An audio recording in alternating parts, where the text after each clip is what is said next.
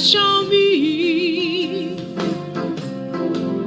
His kindness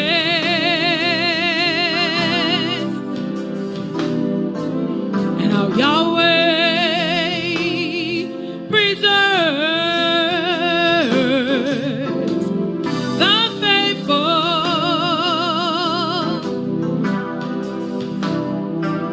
and my Alba is full.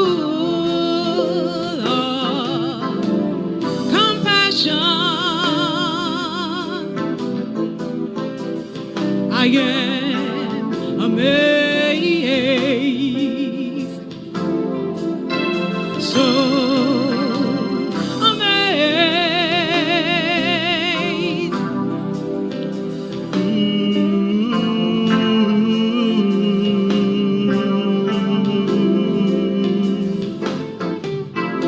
I'm amazed how great Yahweh is, for He's my hiding place, my hiding place,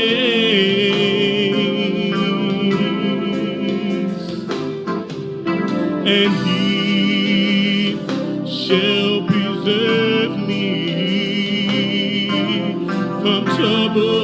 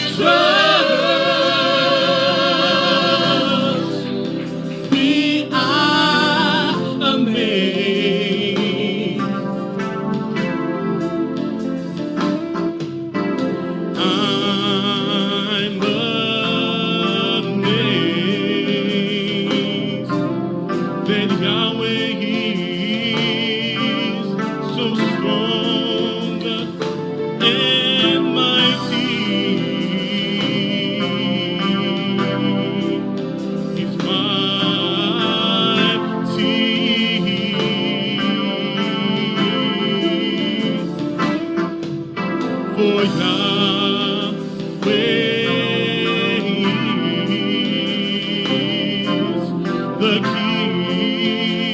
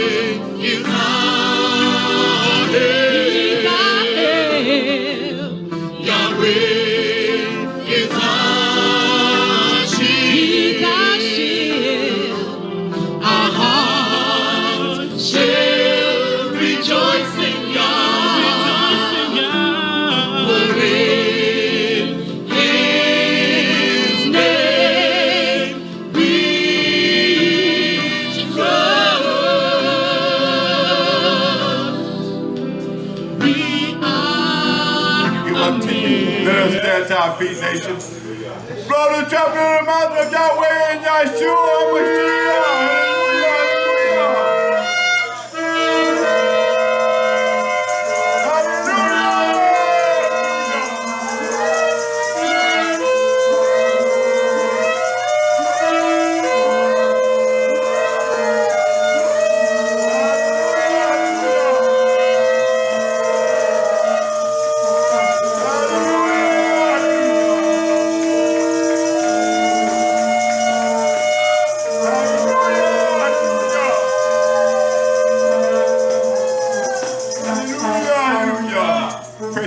Yahweh, which is the HaShemayim. Kadosh is your mighty Hashem. Your Malkut to come, your will be done. On earth, Abba Yahweh, and it is the HaShemayim. Forgive us this day our daily lesson. Yes, but deliver us from evil, Abba Yahweh. Yours is the temptation, Abba Yahweh. Oh, precious Abba, your Malkut to come, your will be done. In earth, Abba Yahweh, and in the HaShemayim. Yours is the Malkut, the power and the honor, Abba Yahweh. Forever, Abba Yahweh. So be it, Abba Yahweh. May it be fulfilled in the present mighty name of Yahshua HaMashiach, Abba Yahweh. Baruch your Malach, Abba Yahweh. And he that compromise your admit your truth, Abba Yahweh. Then he feels the nation, the bread of life, to stay, Abba Yahweh.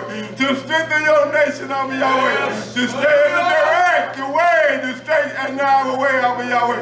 To not to get weary, Abba Yahweh. To not to faint, Abba Yahweh. But to stand and see your Yahshak work, Abba Yahweh. In the present mighty name of Yahshua HaMashiach, I pray. Hallelujah, hallelujah.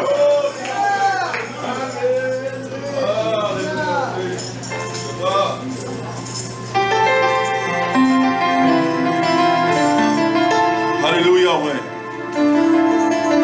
Dawid declared that. He was glad when it was spoken and said, let us come into the beds of Yahweh YHWH. So we have come on this morning, this Yom, with Torah upon our lips, with praise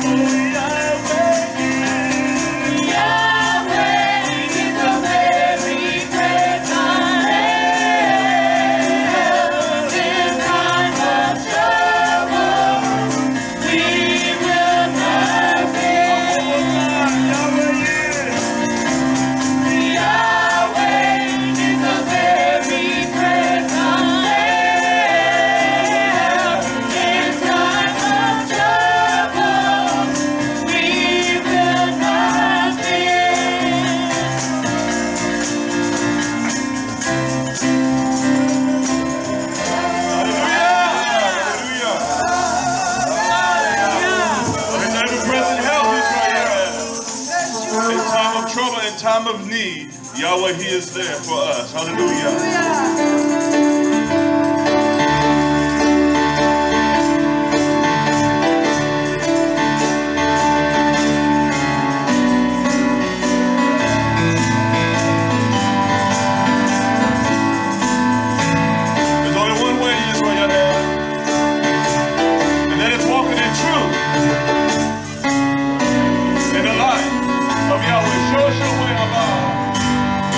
Show us your way.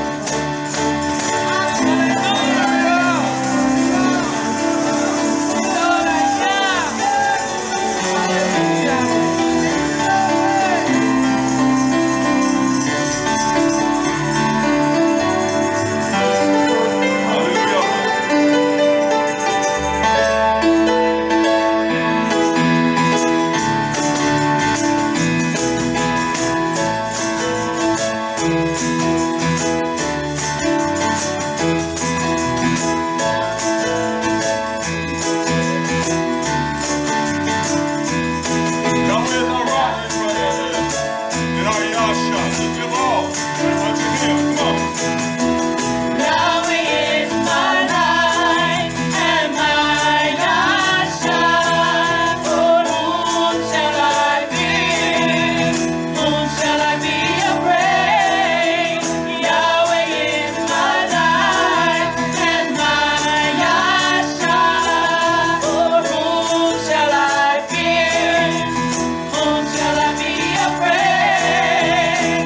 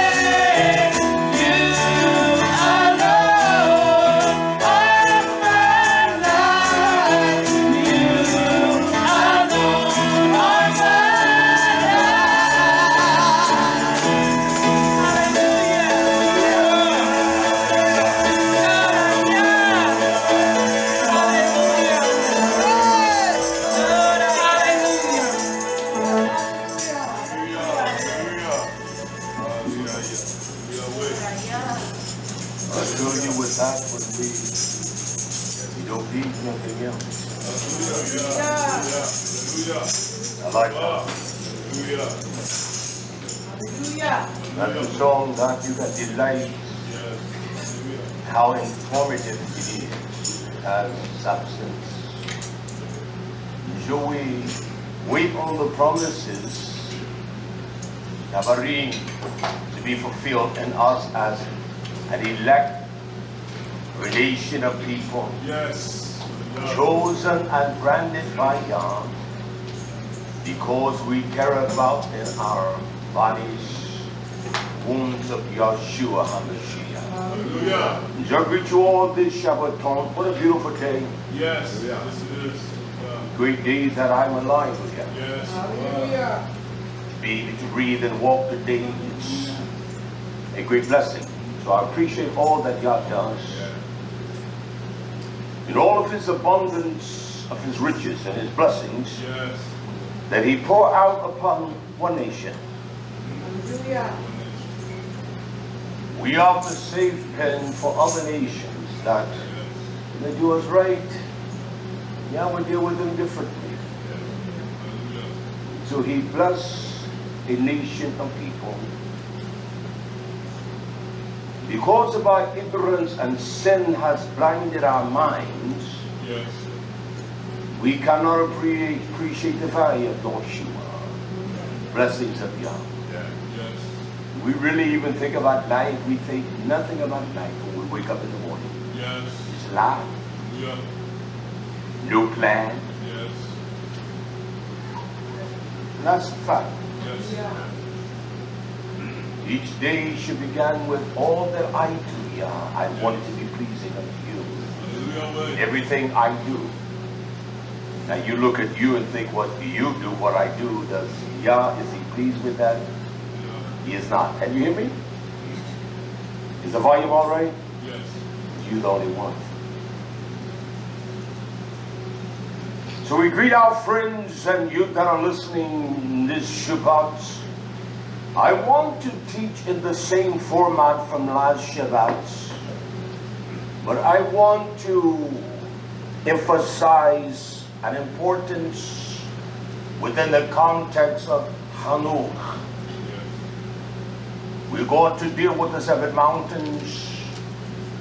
It's amazing about the power of mountains.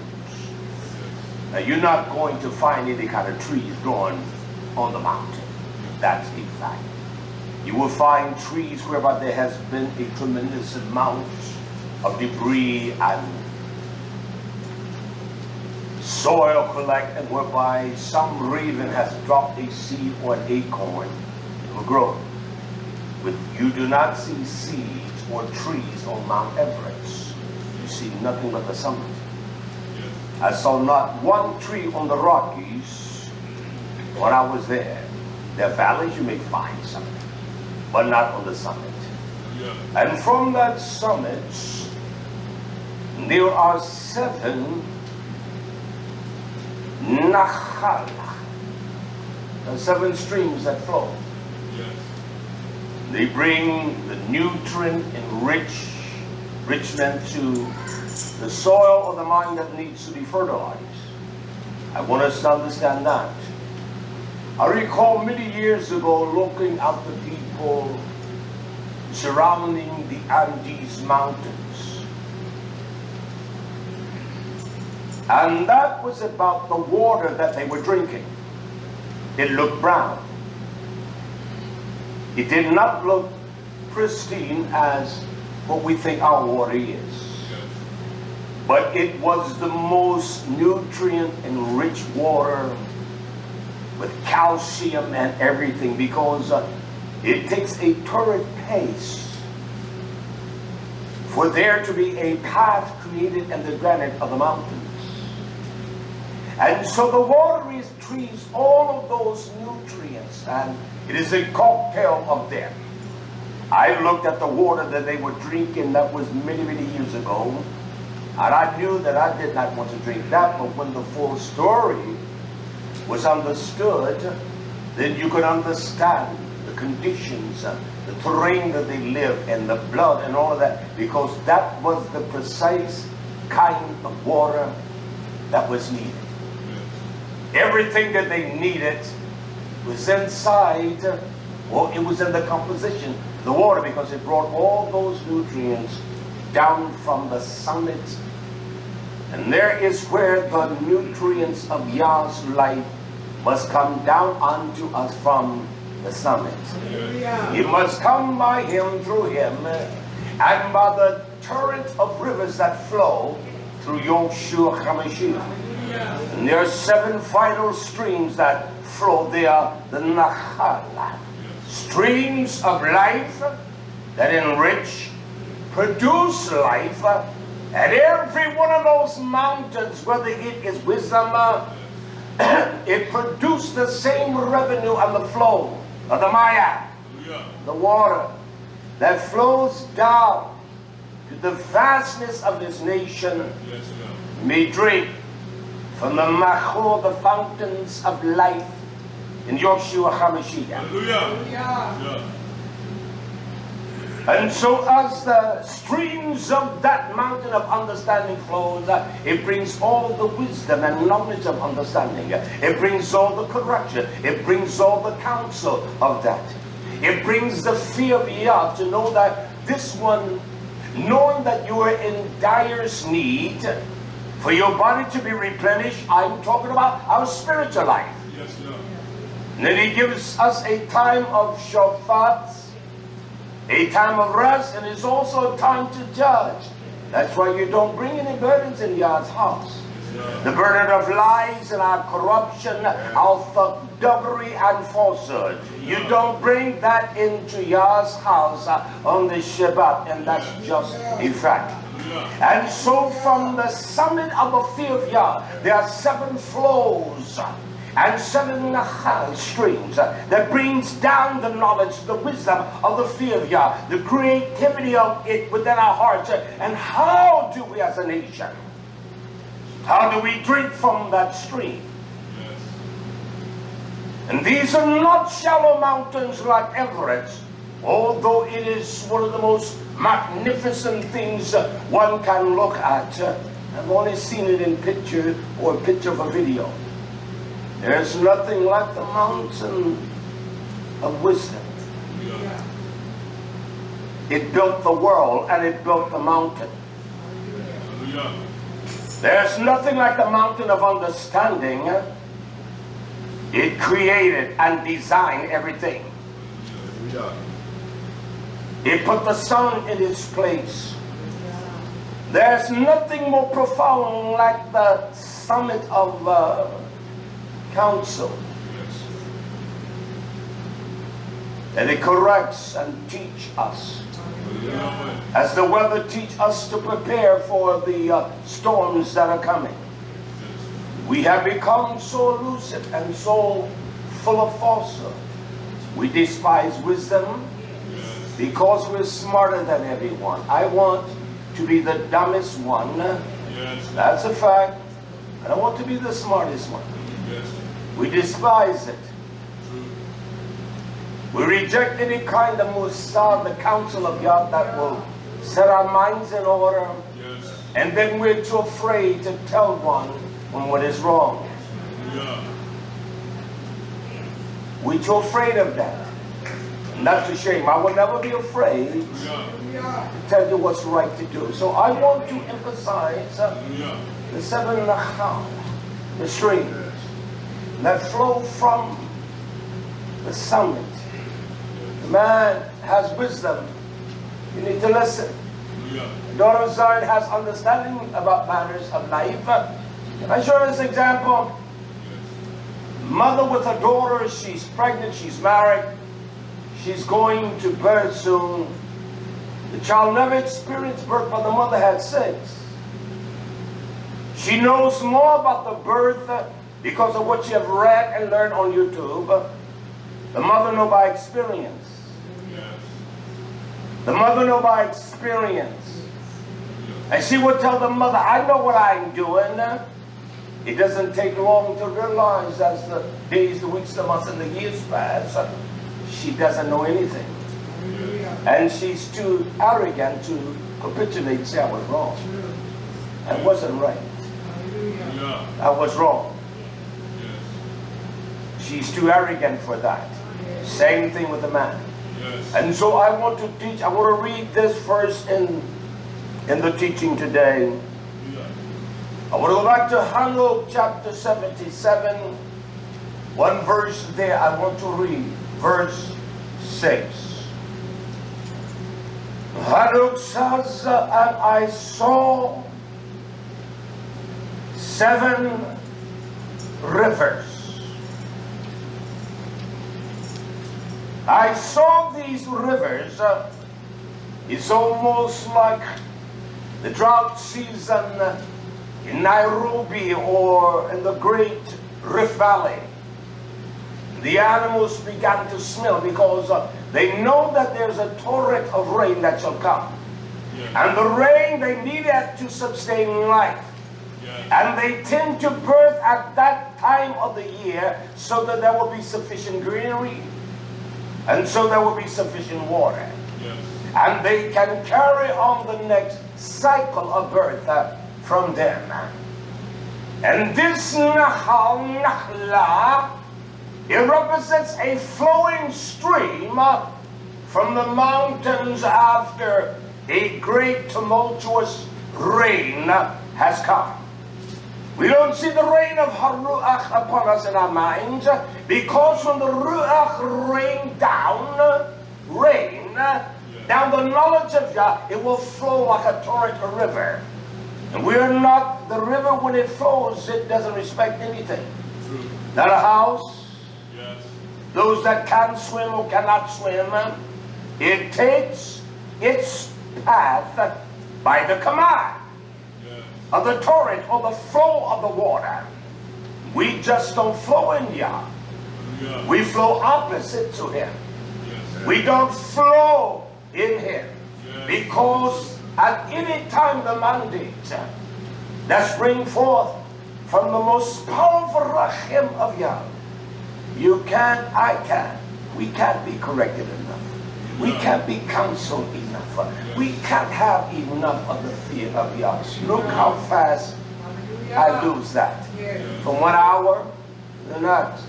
It must be a constant reminder of my folly and my foolishness. He said, I saw these rivers upon the earth. He says, and there was, and larger than all rivers. Larger than all rivers. I've seen the rivers flow. The Nile, the Euphrates. But none is like these rivers. Hallelujah. He says one of them emerged from the west. Now the positions that you're using, Hanoch, they have great significance. I can't explain this. It would take me this entire message and 10 more to explain what the word west and how it is implied in Torah. And I'll teach that at some time because I have studied these things. Yes. He says, and emptied its water into the great reservoir of the sea.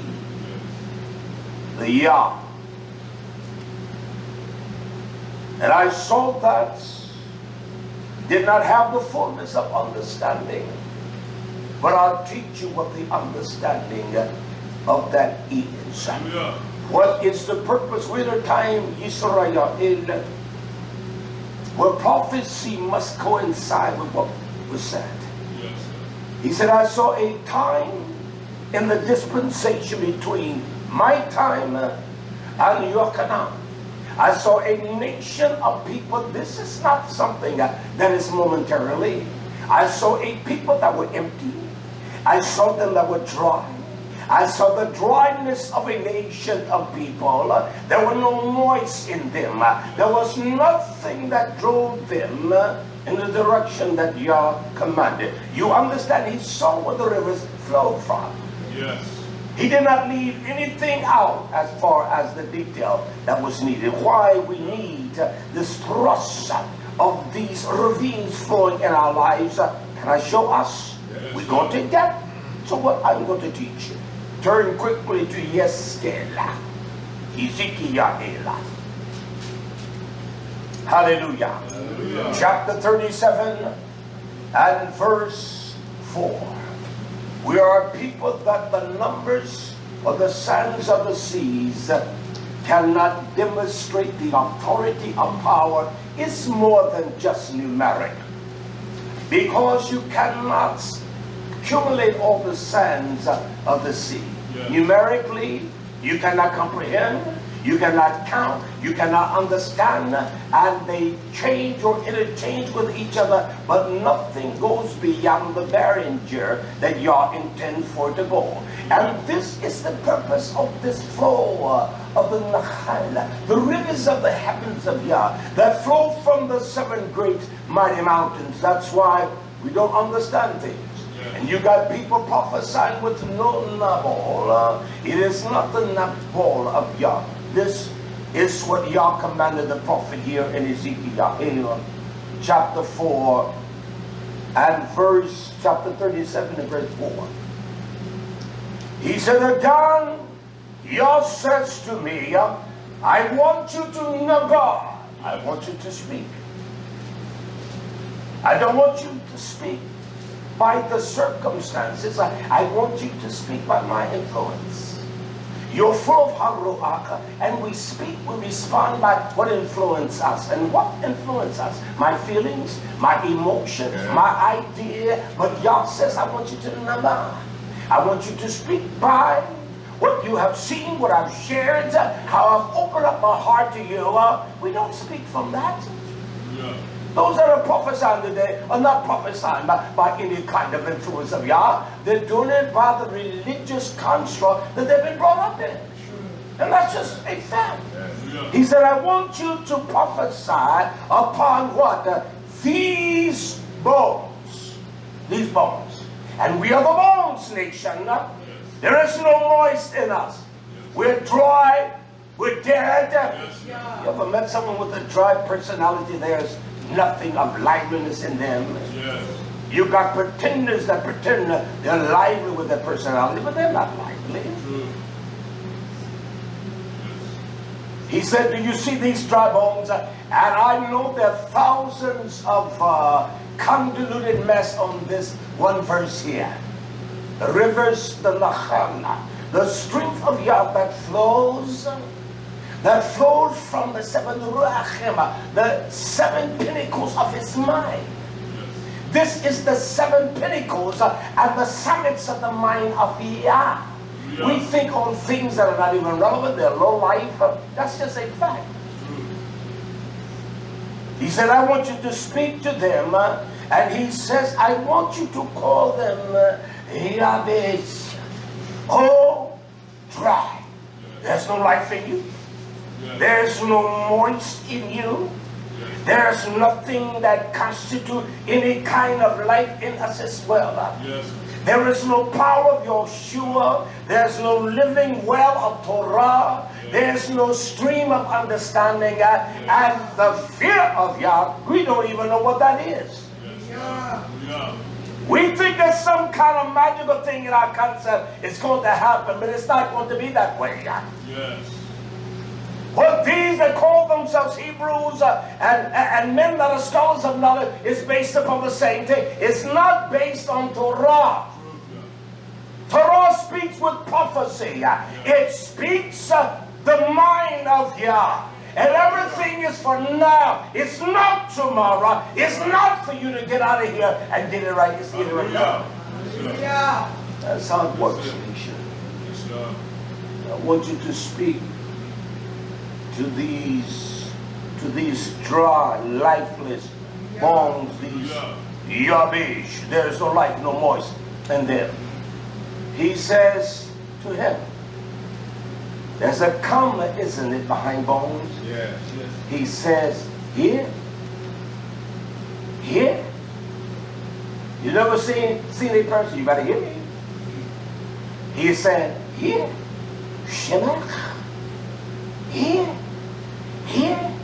Not your words. He said, hear my word. Hear the word of Almighty Yahweh. You must hear that. We hear every kind of thing that we have constituted to be right. And so we judge things according to things that we have not spent the magnitude of time. Yes. We have not labored to understand. We have not given the effort or the energy, but yet I know it all. Yes. I know everything. He said, hear the word of Yahweh. Hear what I speak. Hear what the Torah has taught you. Hear what the men that were wiser than you have taught you. Hear the counsel of the Zacharim. He said, hear the word. And then he says, this says Almighty Yah, the sovereign Yahweh. This says Yah. This is not what Yeskel says. This is what Yahweh says. He did not say, this is what I say, but this is what Yahweh Amah. This is what's uttered from his loins. This is what it means. This is what Yah says. This is what he says to these bones. To the bones. Yes. To the bones. To the dry bones. Behold, Yah says, I will cause my Ruach. Is the Ruach of wisdom the Ruach of Yah? Yes. Is the fear of Yah the Ruach of Yah? Yes. Is the wisdom of Yah the Ruach of Yah? Yes. He said, I will. Well, what about the Ruach HaChodesh? The all for fear. In what? Hallelujah. You can't have wisdom without Ruach HaChodesh. Yes. You can't have the Ruach of understanding without Ruach HaChodesh. You cannot have the wisdom, the counsel of the Ruach of counsel without Ruach HaChodesh. They are inseparable because they are the same. Yes.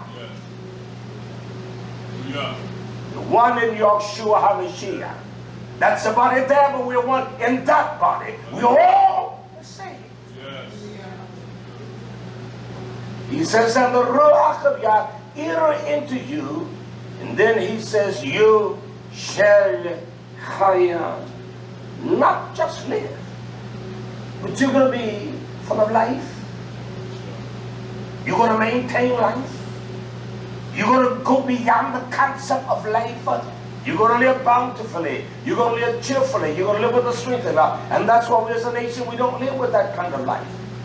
Because we're so full of falsehoods, and we have disdain from the water that flows down from the heavens to cause dry bones and this dry life of mine to be revived. And this is the living water. This is the water coming down from the heavens today. It is coming from the summit of God's mind to tell us and to remind us that we may be refreshed in YHWH HaMashiach. Yes. I'm not prophesying about no car. I'm not prophesying about your own home.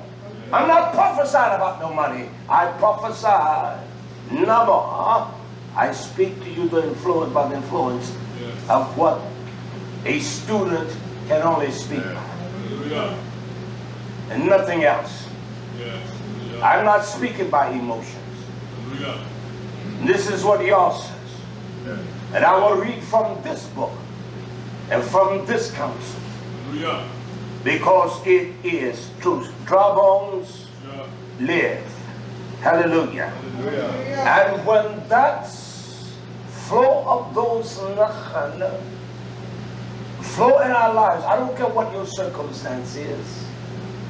But you know there are thousands with nowhere to live today. Your circumstance at home. There are those that would love to have your circumstance. Yes. And that's a fact. Yeah. Whether you buy it or not. The Nobi Yoel tells us this. I want to hit on this quickly. He gives us understanding here in Joel,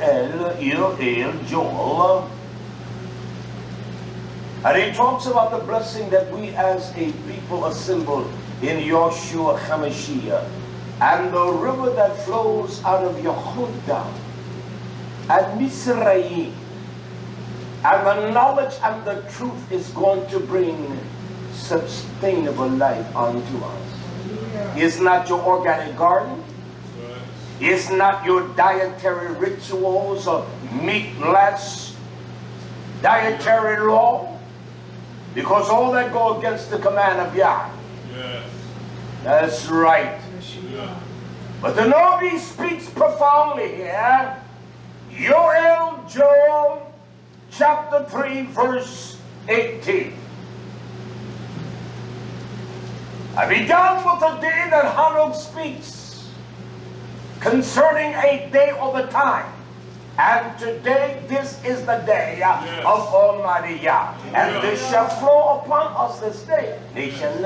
We're always looking from beyond the present time, thinking that we're going to create or orchestrate something out of the will of God. It's wrong. Look at what the Nabi says in Joel chapter 3, verse 18. And it shall come to pass in that day, from the day that Hanoch prophesied, spoke this, we began that day. Yes. We began that day from that day. Yeah. We began that day. Yes. We began that day and that day. From the time it was spoken, from the time that we read, we understand, we comprehend to HALLELUYAH, it's that day. Yes. It's that day. Hallelujah. He says, and it shall come to pass in that day, that the mountain, that wisdom, understanding, the fear of Yah the Musa, he said, with the mountain shall drop down new a sea, not ayin, but a sea. I examined this word. I said, what is this? Because I can read in Torah and I know what the Hebrew word, and I'm gradually learning how to understand in the Greekish language. But the word a sea has nothing to do with some kind of fermentation of a wine. It has to do with how the process of it is, the renewed wine. And that it must be trodden down. You cannot, you're going to trot this whole house down. Yes. You cannot get the jewels of the grape unless you walk on them.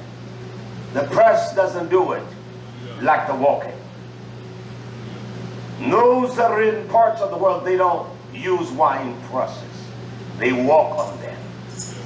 Because you don't crush the seed in any way, and some of the components, there's nothing more poisonous than grapeseed extract. It will kill you. It will kill you.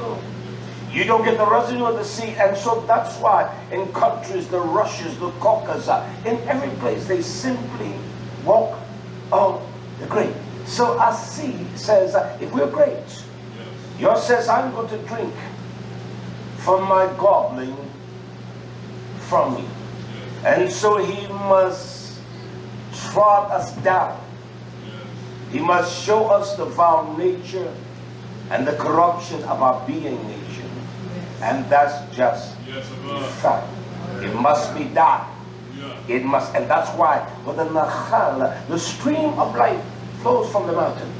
It hurts your feelings, it hurts you, it makes you feel like this. Correction is going to make you feel that way.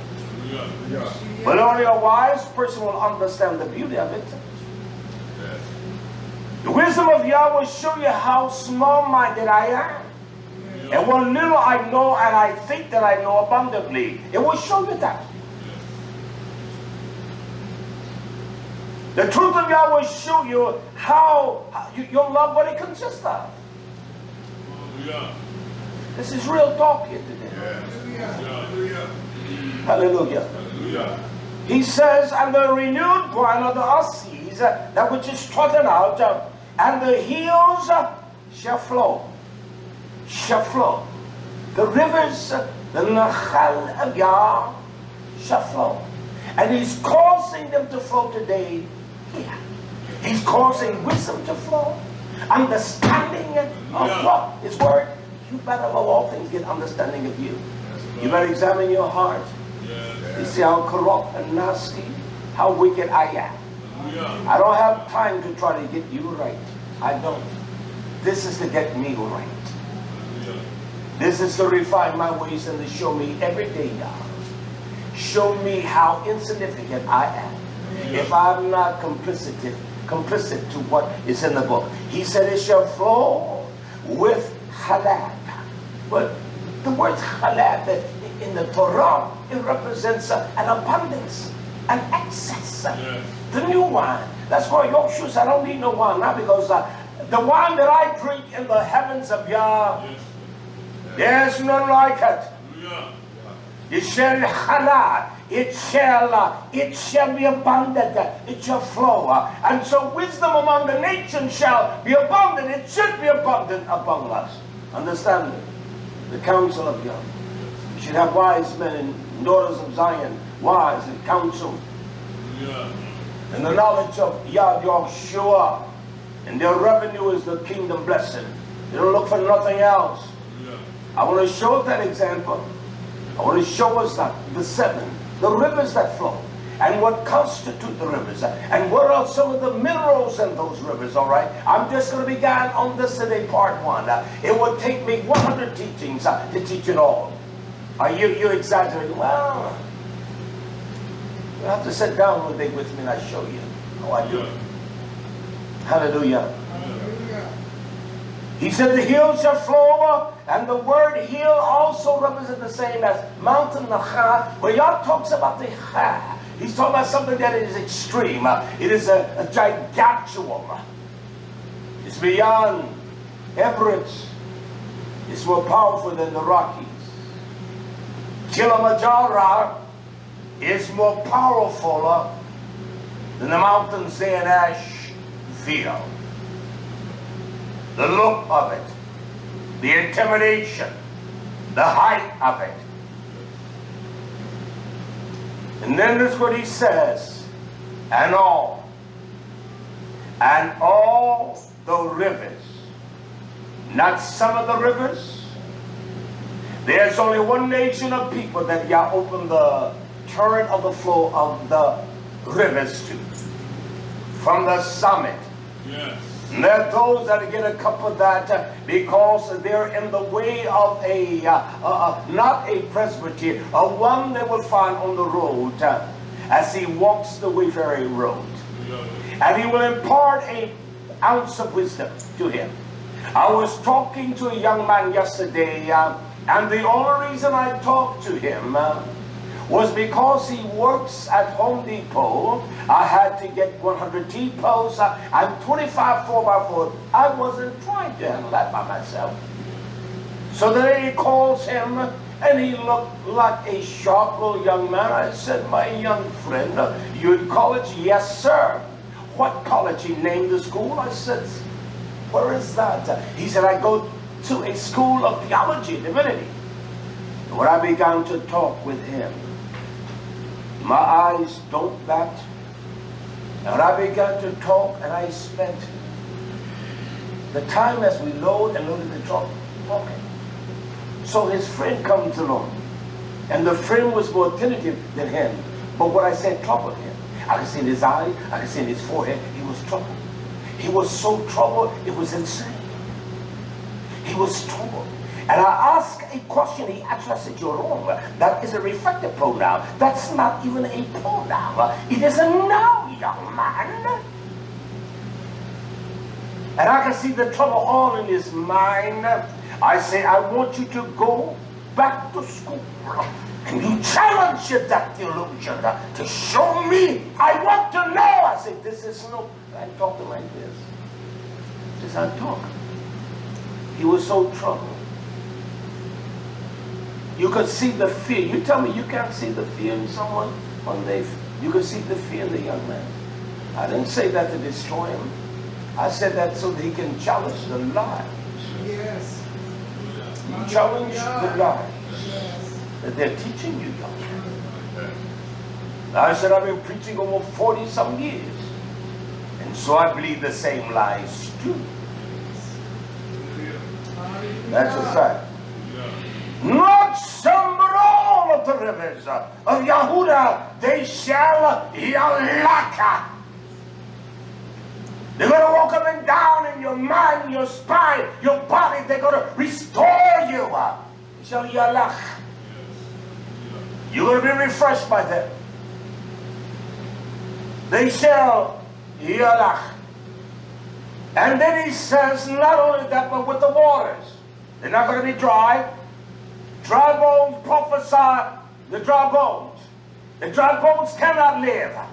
And the folks talk about the dry bones. No, the dry bones cannot live unless the word, the nabu, the naba of Yah is spoken.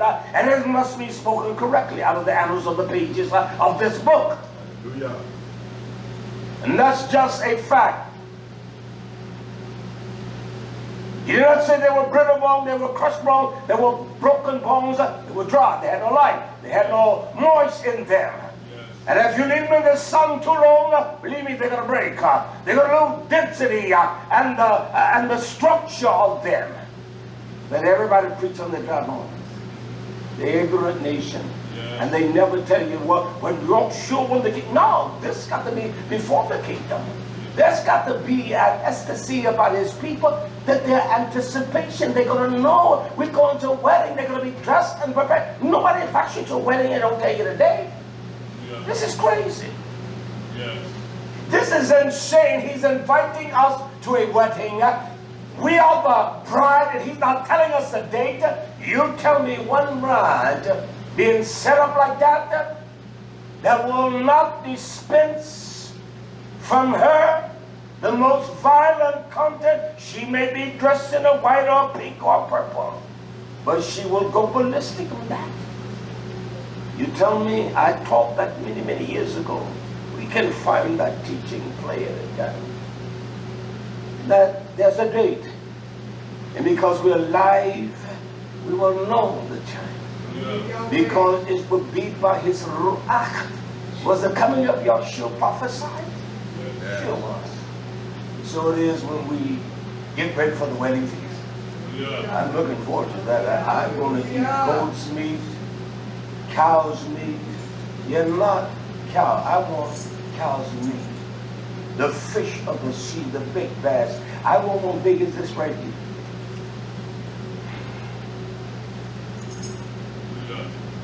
He says, and not only the waters the Mayim, he said, and a, not just some, a, macho, an ushing of life. He said, and a fountain shall come forth out of the bed of Yah. There should be a source of life out of the house of Yah. Hallelujah. Hallelujah. And then he says this, and it shall be YHWH, because it's remnant. And this word shittam, and this is how stupid we get. Is that spelled S-H-I-T? Yeah. And then T-I-M? Yeah. It is also expressed in its formality, or the formality in Torah. It is shiddah. That's how it's pronounced. And it is called shittam and shiddah. And see, there are those that are so proper in their elocution of language, they're stupid. And because my language may seem strange to them, it cuts down. See, you want to find something, what I'm doing wrong so you can reprove me. You will not do it. You're looking for some kind of fallacy in my speech. You come to visit and you look for something whereby you can go back. I've never seen such cowards in all my life. I'm not a coward. I will face a man, any man face up. I will face any man face. These boys today, they're cowards. They have no backbone. They have no backbones. They have no backbone. They have no vertebrae. They have no spine at all. They're weak as ducks, Your Honor. Yeah. You man, come on, face me right off. Tell me what you think, but they don't have the guts. They're cowards. They're full of their cowardly ways. Well, I saw you do that. I tell you, if you hang around me long enough, you'll see me fuss, get crazy, and you may see me jump up and down and cut a monkey's flesh. So what? And they look for what they think is sin and imperfection. I am imperfect, but I'm perfect in Yahshua. The words I'm speaking to you now, they are perfect words, perfect truth. And so they look for small little something that they can carry back for one thing, to justify them. To say I'm stronger, I'm more this. You're nothing but a little boy. Yeah. You have nothing. Period. These men call themselves leaders, trying to teach others when they need to be taught a God. Yeah. He says, and this fountain, a fountain, shall flow from BONDAGE, YisraYah'ale, and the waters shall water Shittim. Shittim. The word Shittim. You ever heard of a tree called the Arcadia tree? It's in Africa. If you can buy a table in America of Arcadia wood, say this right here, if this was built out of Arcadia wood, perfect specimen, this will probably cost you minimum $18,000, $20,000, $30,000. Only rich people buy the Arcadia. That wood is so dense. Locust in America is a very dense wood. And when you drive in the mountains, you see barns that 75, 80, 90, 100 years old. That's what they call locust wood. There is no wood that burns with the intensity of locust wood. But it's one thing about locust wood, that it lets off very little smoke. You put pot in that boiler, you're going to see smoke. And locust wood is very dense, very tight. You got to know what you're doing to drive a nail in locust. You can't take that no battery saw and cut no locust wood. And so Arcadia is one of the, you will see elephants eating the branches and eating the fruit of the Arcadia seed. And they take it and plump in the ground, the seeds, then you will see another tree grow. It is one of the most dense woods. It is a powerful wood. It is so expensive. And to get something made out of the Arcadia tree from Africa, it costs. Rich people are so greedy, they have people taking advantage of them, just like the elephant does. There are places that China will pay them $100,000, $250,000 for 1 tusk. And they will make, in their medicinal form of their medicine practice, they will make $10 million off of it. They don't mind. There's old country boy in the hills of Asheville up here. He hunts nothing but ginger. Him and his sons, they go and find ginger. They come from all over the world right here to buy that ginger from him, the ginger root. And when he say, I want $50,000 for this root, he's going to get it. You don't have to buy it. They're coming to buy it. And they will come to this man and buy hundreds of thousands of dollars worth of ginger root. That's the time, because of their medicinal purpose and what they believe. And they'll do that. And because the people believe that, they can sell it to them. If he pays $100,000 for that root, he's going to make $700,000, $800,000. And this fellow doesn't drop down one bit. He doesn't give them a chance to, no, you're going to pay this, or that's the deal. And so Yah says the land of Shittim, Shittim. And if I drop the suffix, all right, and that's what we are, hard, we're callous, we are nasty as they come. We are hard, we're nasty as they come. He said, even with those that are nasty, never mind, the waters shall flow beyond your Shittim. That's a fact. Yes. How nasty you is. How corrupt you is. There's an election of one people, of one kind, and no other kind. He said that these waters shall flow to the valley of Shittim. We're so hard. Yah saying to us today, let the waters from the Nahal flow. Let the waters of wisdom flow. Let it flow in your heart, nation. He doesn't put words in this book for us just to read and comprehend by our own limited understanding of matters. He didn't do that. That's why he gave us the Levi.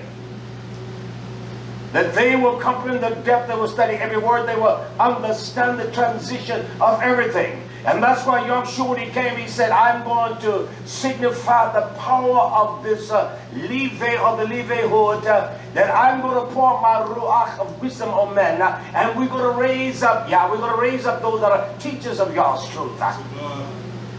We're going to raise up those that are Ruach or Reach.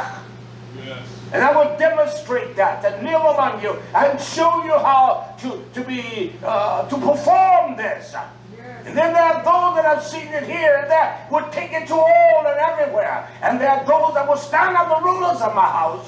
The Navi that he will speak. He doesn't have to know what's going on over there, but he will speak. Yeah. He will prophesy.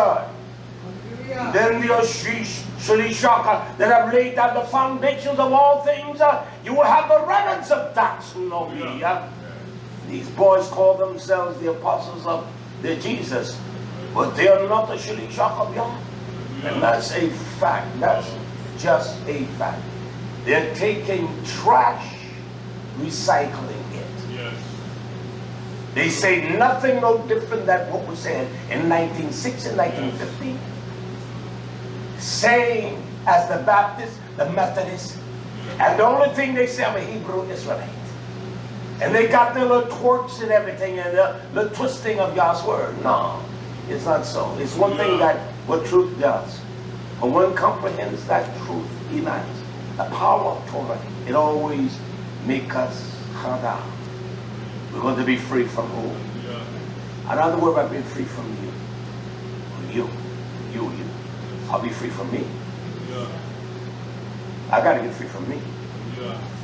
You are the one that caused you the trouble. I don't cause nobody to act ignorant. You cause yourself to act ignorant. I don't make nobody show up. You show up. Because that's your attitude. And when anytime there's something that throws water on it, to let you know that's the way you is. We don't like that nature. Correct me now. I want you to do something, correct me. And the only way you're going to correct what is judgment. Why we think judgment is so wrong? It's not wrong. It's beautiful. It's wonderful. It's one of the most pristine mountains of Yah. And I can say that understanding is one of the most pristine mountains of Yah. And I can say that the fear of Yah is one of the most pristine. There is nothing filthy about it. Correction. Hallelujah. I want to teach here. I want to lay this foundation that we can see the nutrients or the flow of the water in the 7 lines found in the writings of the Maccabees. I know in my Ruach that this book has validity. Because the one that created this dialogue in the sense, it is historical, it is revelation truth.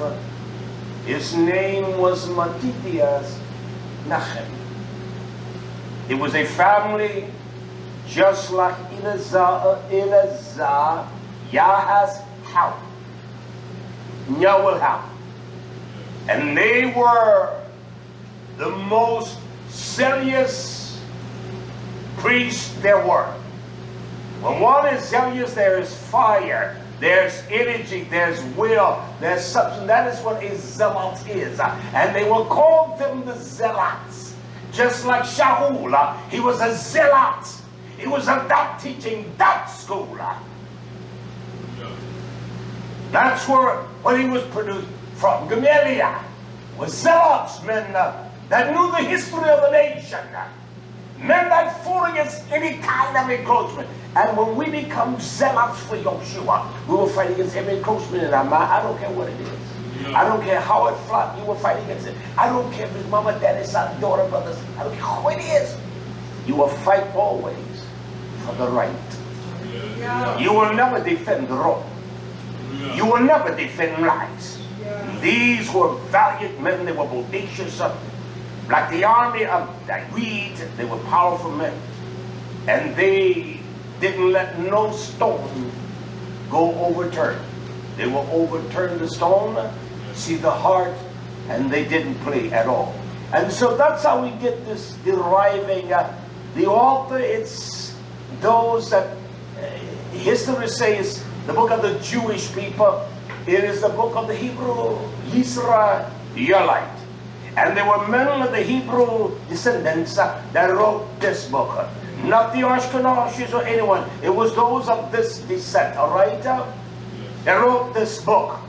And they were valiant warriors, just like Sophoniah. When all of them rose up against him, he said, kill me, I'm going to stand for this, or you're going to have to butcher me dead here. And they did. So vicious, they got on him and bit him and gnawed on him. That's a dog there. That's a real dirty, dirty dog there. That's a nasty dog. And that's what we do to Yeshua. When he speaks to us and we feel offended, we just start growling there. That's the way we are. I'm not in the respect, not her. And when I have to talk in my home like this, I do it. I don't have to. At times, I do. Everything, as they would say in my days, is kosher. It's copacetic. Everything is on the money, on the dime. And that's a fact. If it wasn't that way, she would know I'm a hypocrite. And she would say, this liar is sitting up here, nothing but a phony liar. And you may see it. There are these Jezebels in these whorehouses. When they're upset with him, that's right. When he hasn't done what they said, he says something there, and everybody see it doing it. That's a fact, people. That's a fact. And he's not going to touch on anything that she doesn't like. That's a fact. That's a fact. I want to begin here. This is very important. I want to show us in here in 4th Maccabees. Maccabean. But I'm going to traverse through Torah to show you whether this is validated in the book or it is a facetious lie, some perpetration of some fool to write this historical value and for us to incorporate that into the books that we're familiar with, written in what you will call the Sefer, or quote, the Bible, unquote. This is what it says in 4th Maccabees, chapter 1 and verse 8.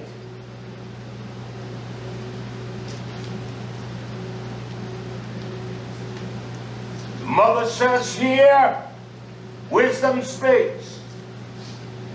She said, but I can demonstrate it best from the noble bravery, the Geburah, the strength, the beauty, the value, and the might of those who died for the sake of virtue.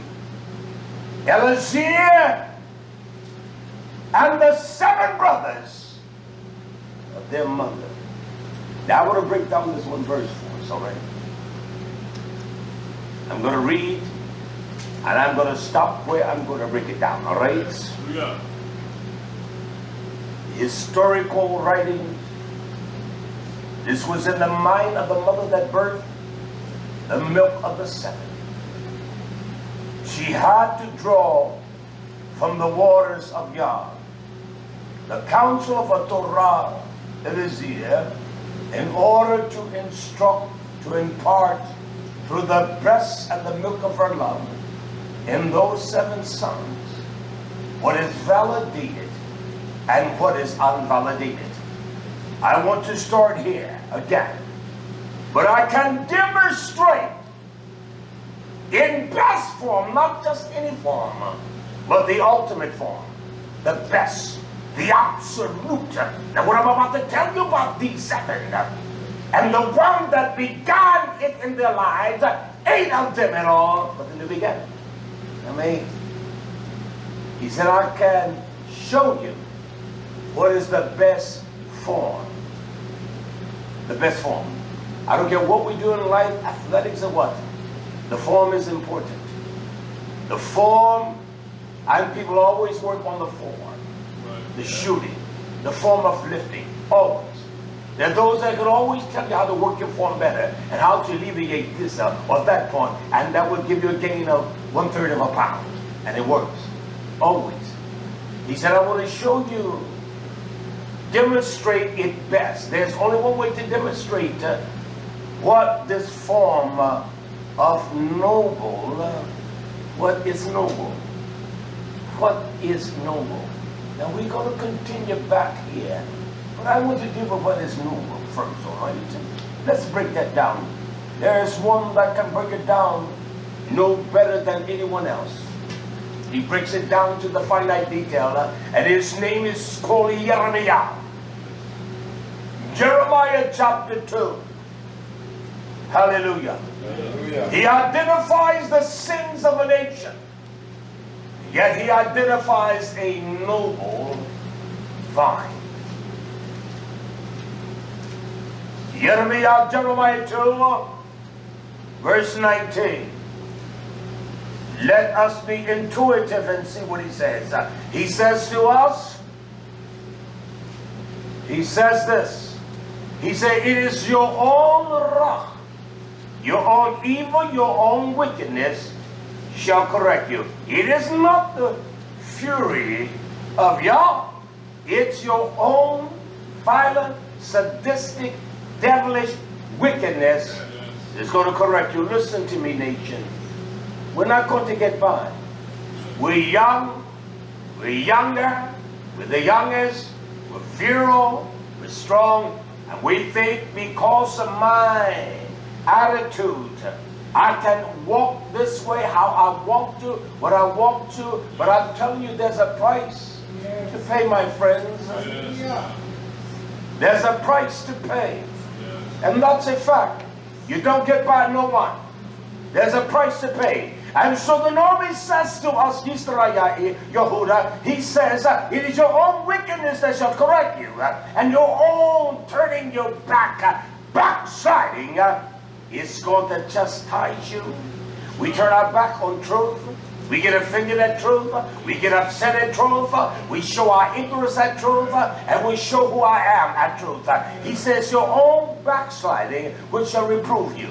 He said, I want you to yell out, experience this, no therefore.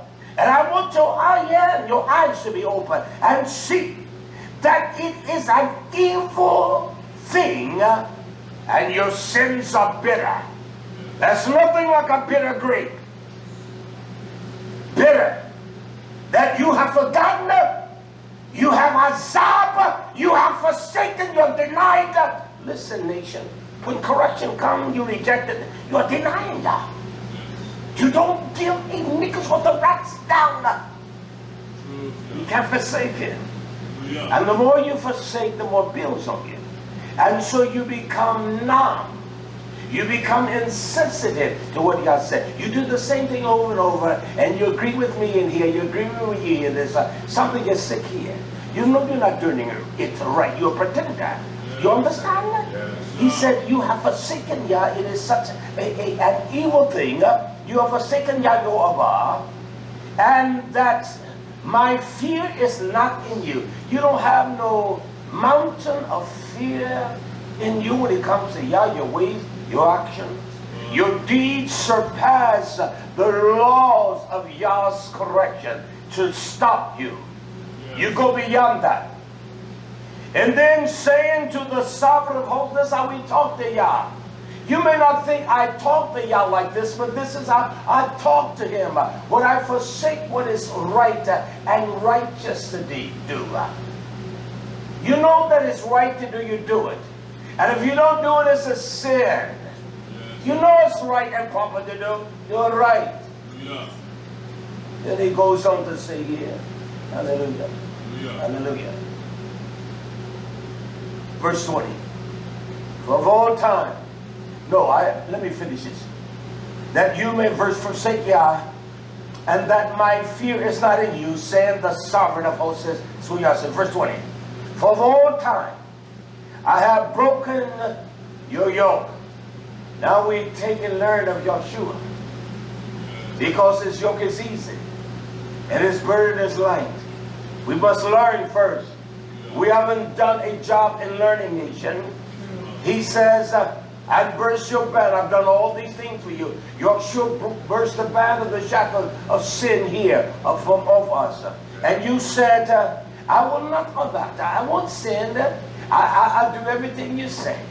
If you give me another chance, I promise you, I won't ever do that again. You imagine how many times the woman has said that to the husband, or the husband to the husband, his husband to his wife, and the wife to her husband.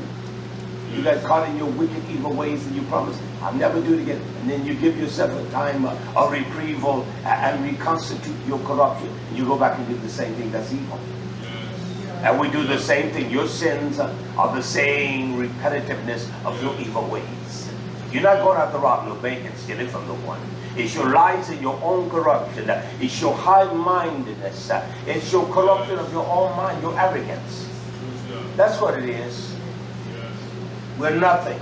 You're going down, you're going to smell just like what's on the bank of the city called Shittim. Or the Shittim. You're going to smell just like Shittim, the city. Your self-righteousness doesn't even smell that nice. It stinks in the nostrils of Yah. He said, what you have done, you've gone up on every high mountain and under every green tree, and you wandered. You've gone up, you've taken your perch among those that don't give a damn about Yah, hates Yah. You go and hide yourself because you don't want nobody to know your sinful, evil, damnable, twisted ways. But Yah looks high and he looks low and he sees every wicked thing about you. And that's just a fact. He said, not only that, but you play the role of a harlot. You play the role of a whore, a son, a wicked whore, that you sell yourself to every kind of spirit of whoredom. That's what his house has done. Every kind of religion, every kind of form of Hebrewism, every kind of horn that blows. You will know the truth of Hebrew Israelitism is when your sins are revealed, not some gal on the street dressed like a prostitute, because your wives and your women and your students and your daughters dressed like two-penny whores.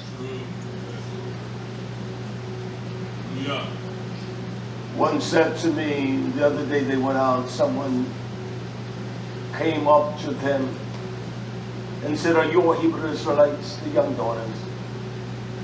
No one told me, so I just looked at her. And I said to her, how was she dressed? She said, oh, she had her tank tops, you know, skin tights.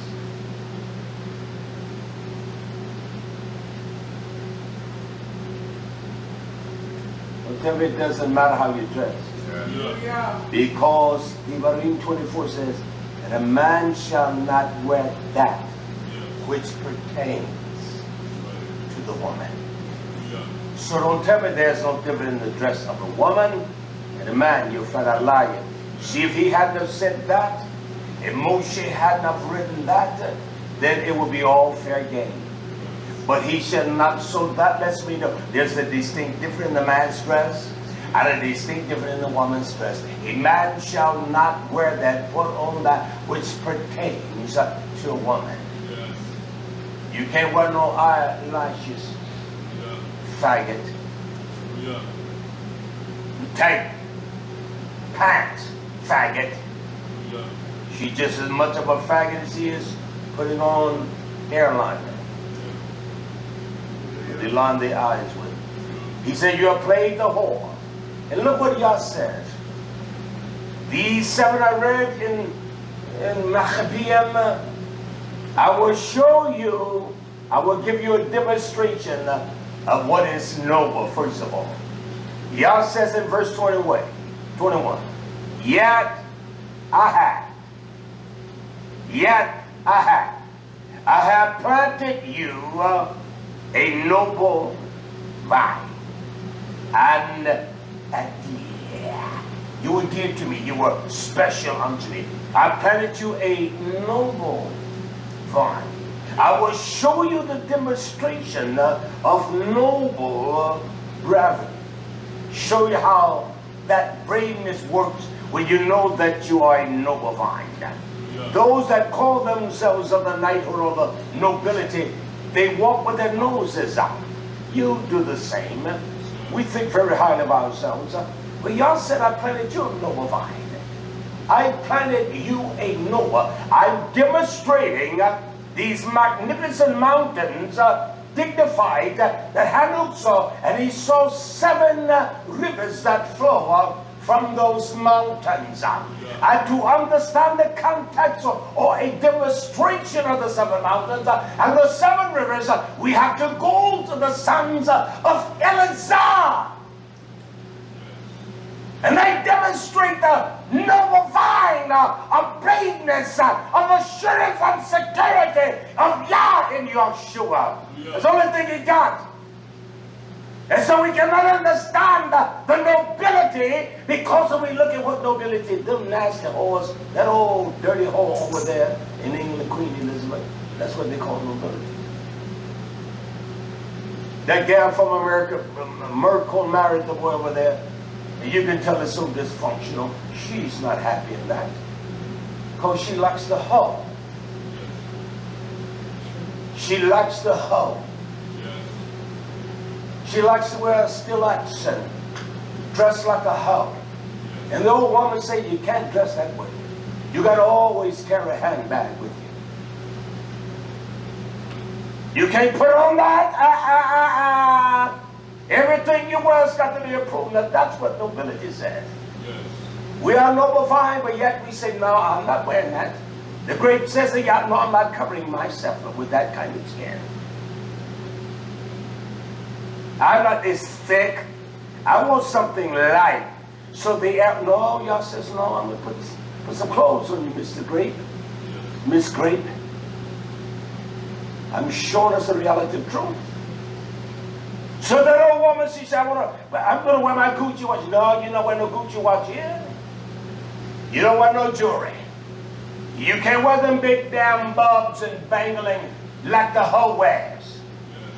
You all better get out of here because you know I'm telling the truth. Hallelujah. You're not putting them big bangles in your ear. You're not wearing no damn nose ring. Now that, you ain't not doing that. And I tell you, you're not wearing no hoochie coochie shorts as well. Yet these slutty whores, they call themselves the daughters of Zion. They dress worse than a damn naked dog. Yeah. These effeminate, no backbone men. They want everybody to look at them. That's sad. Yes. Cover yourself, wife. Yeah. It's the truth. I will demonstrate to us in this application. When that stream begins to flow, it begins to pick up speed and become torrent. It's torrential and it flows. It flows and it grabs all of those little minute things. And when it gets to the bottom, even the fish say, boy, I'm so happy. You came this way, Mr. River of Knowledge. Man, you knew I needed that. The scales are not doing well today. I needed all those minerals. Needed all of them. Get my body right. You see how my skin is changing, that old disease? This is my healing. We drink from the living fountains of Yah nation. He says this here. Yet in verse 21 again, yet I planted you an deer. You should be great and majestic and beautiful. You can tell me you're beautiful, man, dressed like an effeminate homosexual boy. You can't tell me, woman, you're majestic and beautiful. Your damn eyes painted like a slut out of hell. Lips redder than the crayon red. That's crazy. Nose ringing every nose in your ears and your eyes. You are stupid, foolish woman. That's not beautiful. Hallelujah. Your natural essence. That's the most beautiful thing. That's what's beautiful. Yeah. Not accentuate beauty. Not paint it up like a $2 slut with jeans on so tight you can't even walk. That's evil. Hallelujah. Man, yours is more tighter than hers. Little feminine boy. At least she can't button hers up. You don't even know how to button yours up. I don't care if you don't like me. Send an offering though. Keep me on live here, all right? Send an offering. Hallelujah. Hallelujah. Hallelujah.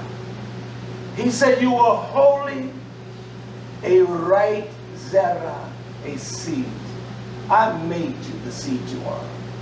How then are you turned into the degenerates? You're turned into a soul. How is it that you departed from the way?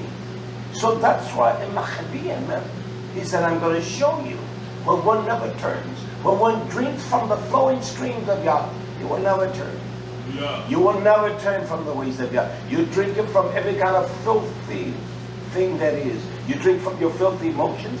Well, I'm going to name these streams Yes. and show you the rejoicing of them and what it will produce. When they flow in you, it's going to rejoice, praises, and rejoicing in you.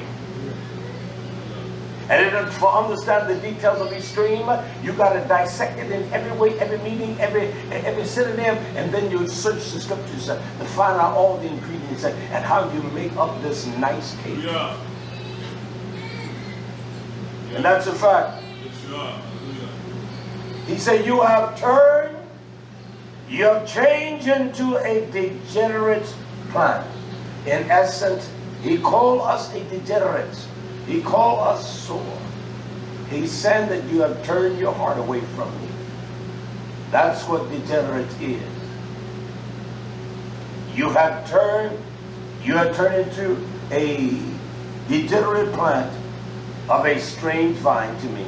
Did he make us a noble vine? Yes. Did he make us a noble vine? Did he make us a majestic people, a beautiful people, like no other people? He said, I made you that. And so these Hebrew Israelites, these of the Hebrew, true Hebrew Israel like mine, the son of Azir, why? Because he knew Eliezer knew that Yah is his only help. And Yah is the one that helps. Yah is the one that helps. Without him, we can't do it. Without him, and how does he help? He said, I have raised up those that are caretakers of my God. I did the planting now. You didn't plant yourself here. I planted you here. I'm the one put my zera there. Hallelujah. So they go out to the garden, they weed around you. They weed the garden and the grounds so you can blossom. You can flourish. You don't let the weeds of your heart eat up the nutrients of Almighty Yah. You caught up in the cares of this world. You caught up in what others say and what they do. I'm not. Can I say this? I was young when Yah began to deal with me. When Yah touched my heart that day and all of my ignorance, no one was going to make me change or go back. Not mama, not cousins. Didn't know a daddy, not a father, no friends. I didn't hang out because there was nowhere to hang out. I didn't even hang out with them that way when I came back from Germany from the military. I didn't hang out. I was no clown. I was never, I tell you, you would have never seen me caught up in laughter and frivolity with men standing around clowning and bull-shucking. You never seen that with me. You're shaking your head this way. You never seen that. Yeah. I didn't play those games. I was never part of nothing like that. I didn't like it. To me, it was a sense of immaturity. It was no stability, as the old folks would say. I was never part of that. I was never part of that. Yes. I was never part of the joke telling and laughing. We just laughing so much. We just, we chuckling our bellies off. I'm never part of that. Yeah. I just wasn't. I'm just being honest. That doesn't make me great. But I'm so glad that that's how Yah formed me. in all of my evilness. He formed me that way. And I don't back down on that. Hallelujah. When I was a young child, I act like he did. I did. So when I became a man, I put away childish things, and I began to act like a man. Hallelujah. Where's my boy? You still like me? I wonder why when I told you, get away from up here. Get out of the way. You're going to bring your dad this way. Get all down there. Then I caught him again coming. I said, if you all don't get back down there.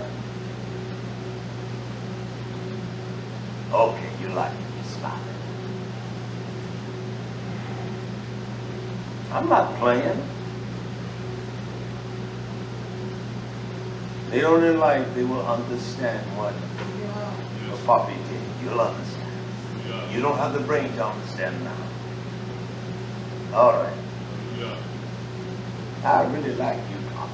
I like you. I know why you stand that, boy. You like the watermelon? You know why I got those watermelons with no seeds? I like the seed kind. I like the seed watermelons. You sit at the table one day and say, why you not eating melons? I don't like them with the seed in there. It's okay. I know what to do for my little fellow. So I got the kind with no seeds. You did that for him. Oh, we're so silly. We don't even comprehend. We don't even think. Hallelujah. It's a fact. No, you don't. Hallelujah.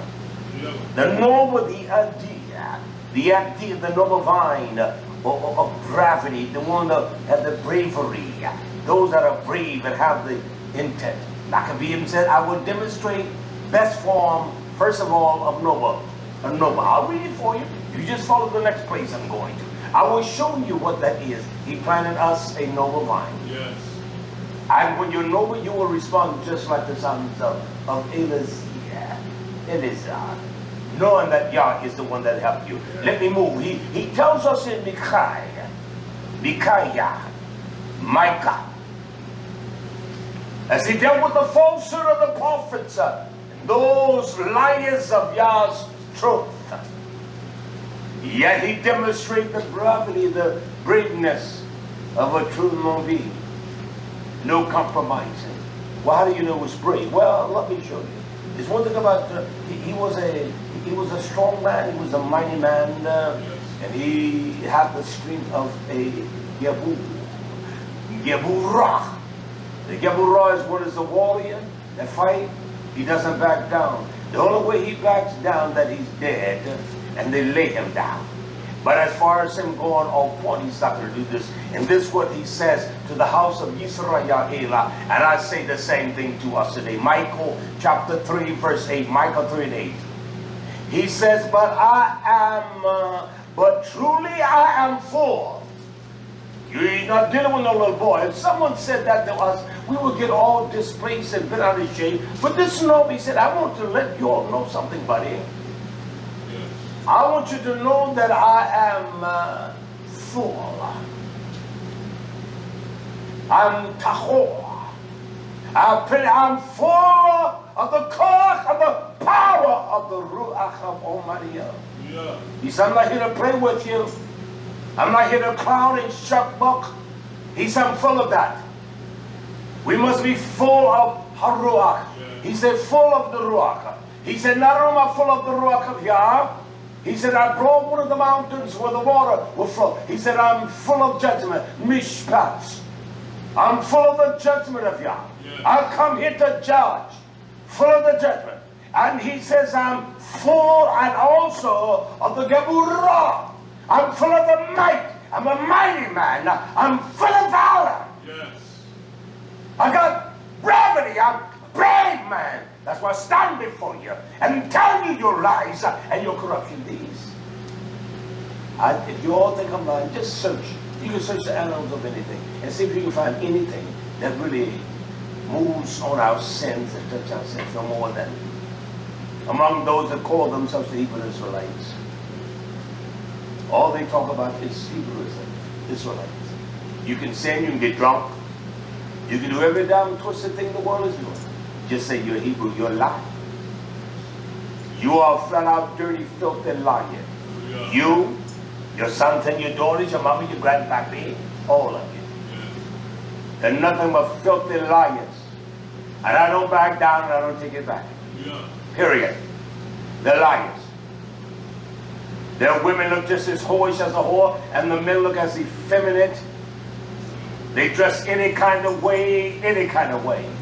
They dress like they going to the ball game to play ball with their shorts on, they dropping, they're swagging, and they're doing everything else that this damnable wicked world is doing. Yes. The only thing they got is to say, called, I'm a Hebrew Israelite. We are the YisraYah'ale. You are YisraYah'ale. Yes. And they follow their lies. Nothing changed. The Torah changes one. Change your mind. And the witness of YHWH, there is an evolution in one's mind. Hallelujah. You don't do the things you did. You're doing the same thing you did when you call yourself the N-word, and you use that quite frequently against each other. There's nothing different about you. There must be a difference between my people, the people of Yah, the people of the world. There must be a difference between a daughter and a whore. Hallelujah. There must be a difference between a man and a slut of an effeminate boy. I don't care if you don't like me. Hallelujah. These effeminate men were not like me. And you rebellious, whorish women, you won't like me either. And you hard-headed young ones that know everything, you know, I can see if a young man, a young woman, mid-20s, 30s, if they knew anything, they would be free from debt. The man would have gone and learned how to build him a house, and the wife would have, come on, you take the classes with me. Let's just go together. Learn how to manage things. Their minds are in captivity of this world. Yeah. Bills, bills, bills, and more bills. They're nothing but slaves. Yeah. I don't give a damn if they're white as the shirt or the blouse you'll have on, or they're black as tar. I read the capture of an article yesterday. It says this: you must, in essence, it was, the article interviewed people. They said you must, in essence, you must live a lie, and you must go so deep in debt to maintain a middle-class lifestyle. So much debt, so bound down, so shackled out. And you tell me you're smart? You are a dumb jackass. You are a stupid jackass. That old white boy that taught me how to pick up the trowel and skin that other black. I worked for all men of my color. The man who owned the business, he looked like me. The old white boy, head down his back. He was a hippie. He was about big as you, Zaki. He was a big old white boy. I was a little old fella, 155. He's a big white. He was a big one. He was a big one. Tall, big one. He was not big. He was a big one. Head down his back. He recognized one thing in me. He said, that's what works. He was older than me. He said, listen, when you finish up, get caught up, I got 2 trowels in my bag. Pick one out, and I'll teach you. He was a white boy now. Never seen him another day when I left from that place. This white boy had an old school bus. He had 3 children, I know for sure. Him and his wife, 3 youngins. He knew he could go anywhere in the United States at that time to get a job, especially Florida, landlocked. He's pretty tough. They lived in the school bus. He would rent a spot on the campground, and that was cheap back then, right down the water. And that's where he would stay. If he stayed 6 months, 8 months, he stayed right there. He used the facility, he took a bath in that. And you call yourself smart and you're wiser, and you smarter than Esau, but you are a dumb jackass. You don't even have no sensitivity and no love that you would even say to those that are Hebrews like you, let's get together, we go buy pizza and come on, let's just do it. because you're greedy as hell. You're nothing but a pack of dogs and dogs. When you put a Rottweiler with a Chihuahua, a child, he will try to rip his head off. And don't put no pit in there. And they're all males, all right? Don't do that. Because the rock is going to get the Doberman, and the Doberman is going to get the Greyhound, and the Greyhound is going to get the St. Bernard, and the pit is going to get any other. And that's what you are, you're a bunch of damn pit bulls. Yes. I'm not taking anything back. Yeah. These 7, they drink from the stream. And you will kill each other, you will eat each other like dogs. You can't even do that. You're not working the hell out of you, but they're working hell in you. You're frustrated, you're angry, and you don't even have the damn sense. You love your Hebrew brothers? Get 10 of them. Let's buy a piece of land. You 3 go learn how to lay blocks. We go learn how to. You think those fools? My girl hasn't responded in a while, so I've got to use the word fool. You think those fools are going to do that? They can get out all day, quote, you know, I met Jesus on the road. He was dapping, he was whacking. He has his eyes, they were so red. I said, Jesus, why your eyes so red? Give me some of that vino. I like to have a little wine because I'm in this spine. I'm trying to move away from the stuff, so I need some wine in my mind. That's what they say. That's what they say.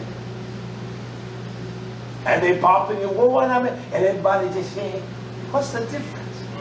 There must be a difference between the people of Yahweh and the children of hell. Yes. These are children of hell. Yes. Challenge me. Yes. The children of hell. Yes. The white boy taught me the principles. And I quit a job at IBM. Listen, but I say this, I know sometimes it's redundant. I'll get back. I don't say this to be boastful. That white boy, Dr. Graham, he loved me because I didn't play with him. I didn't go play golf with him. You killing yourself? Oh, Roberts, what are you doing? I don't know why you picked me. But I'm taking you with me. And I would be a flat out liar if I sat here and lie like this all the time. It wouldn't be what he was expecting. He was happy as a frog on a lily pad catching mosquitoes. He threw the party for me. Shimmy knows the place that's that pizza place. They had some nice pizza there. I didn't go. I went back to work. My manager said, "You damn fool." That's what he called me. So you know these people don't care about nobody, but they like you. I was listed in what they call the 10%. Not because I was smart, because I gave them an honest, true labor. I gave them 100%. I didn't get 110 because when I told them I'm not going to work this day, I didn't want it. We began to get Shabbat. I'm not working in Shabbat. I come in on Sunday, but I'm not working that day. And that's a fact. I put nothing. And I didn't try to talk to Dr. Graham as though I was bright. I had a vocabulary because I think sometimes he used words, he didn't know what he was saying. He put me up before his function about 500 people. I want you to talk to them. The people in my function, in my project, they say to me, the men, how do you do that? Man, I would have been thrown up in there if I had to get up there and do what you did. And I talk with fluidity. I didn't want to practice what I was going to say. Look in the mirror, no. I stood before the people with assurance because I knew who I was. Even in my ignorance, I knew who I was. And I began to talk. It went beyond what he expected. I know that he was going to promote me to a level because he said, I'm taking you with me. I don't want to go with Dr. Graham because he had a wife and he had one of those back there, one of those fancy Corvettes, and he was messing with everything he could. They walked around like that. That's his wife. You think I want to be around here? You think I want to go around someone like that? Come on, you gotta go. Come on, you have to just have a drink. Those are the 7 that we need to flow and drink from the 7 wells of life, the living well. That's what he says. Michael says, I'm full. We must be full of honesty and truth. We must be full of judgment. We must be full of wisdom. That doesn't mean you know everything. Hallelujah. But you can be full of the wisdom for the moment. We must be full of it. And he says, and I'm full of might. Then he says this. I'm here in verse 1 to declare unto Yaakov. Yah says, I'm going to open the rivers of Yaakov.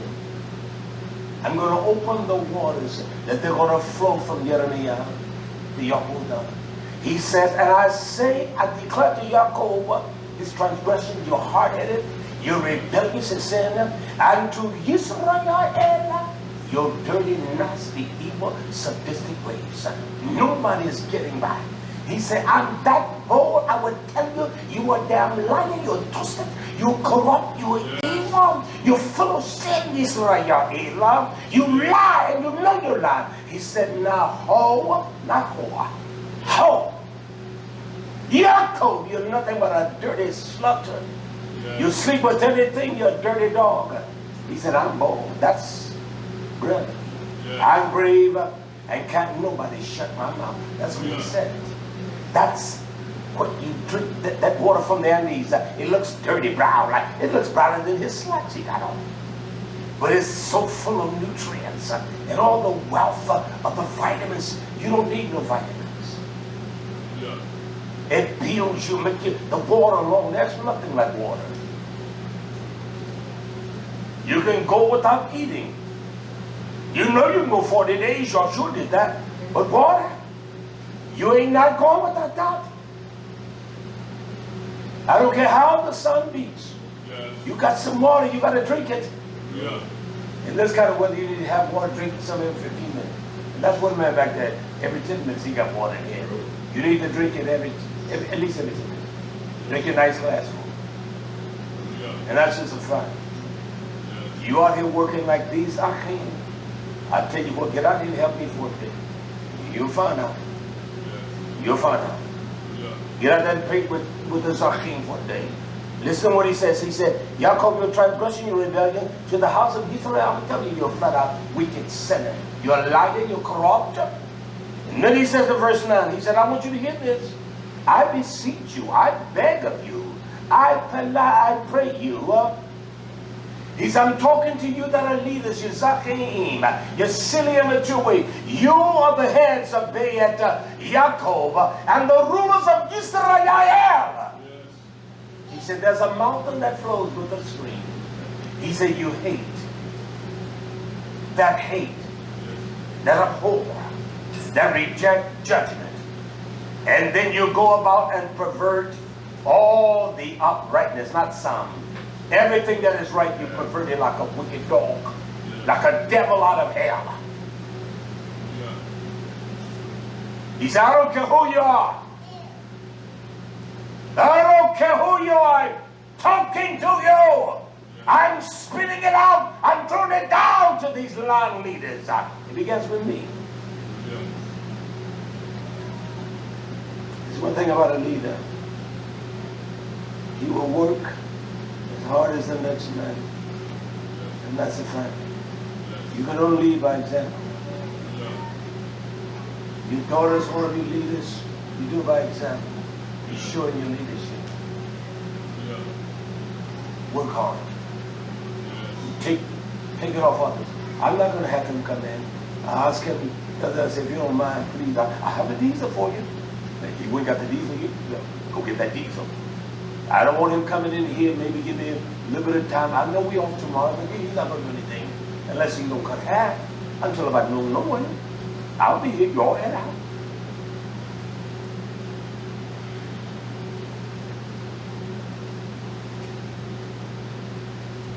I said, you don't mind pushing that stuff on the back here. He said, what are you talking about? I said, I'll show you. I'll show you what I want. I'll show you how to push it down there. I want it. So we can get things cut away over there. But you don't mind, please. I said to him, now, you went out on Thursday. And we worked. So he said, I want to go to the flea market. I said, all right. You go to the flea market. We're going to have, we took an hour and a half break on Thursday. You got to give me that back. Get the garden right. Coming for that. Listen, nation. The mountain that we hate, we don't like drinking from that mountain. And the streams that flow from it. I'm not going to be in no rush to teach us. I'm going to incorporate certain things. Let us know I'm talking to you. And identify personally with everything I say. I'm not above this. And anytime I think I am, I'm not even a damn fool. I'm not even a fool. Listen, I can demonstrate it best from the noble bravery. That's what he said. He called it noble. It was gravity. It was strong. And not only that, he said, of those who died for the sake of virtue. I want to deal with the virtue. Those who died for the sake of purity. Arete, that's what the Greeks would say. Shaul, Paul, Shaul. Be careful what it says. Arete. What is virtue? What is this purity that we must? Did Yahshua sin?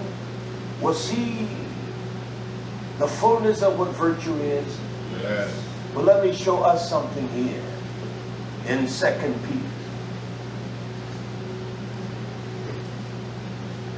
When one has that purity of Yah, they have a sense of the emotion of it. They can feel it. And they feel it in what? Not because they think they're virtuous, because of their actions. And they know they're doing things that are virtuous before Yah, and they're doing that. Being virtuous is not just talk, but it is actions more than talking. Yeah. You must have action. As the old Proverbs, let your actions speak louder than your words. Talking loud in the day and saying nothing. Yeah. They will tell you, you just talking loud. You ain't saying nothing, man. You just talking loud. But virtue is a form of performance. It's an action. That's what it is. It is a rete. It's actions. It's deeds.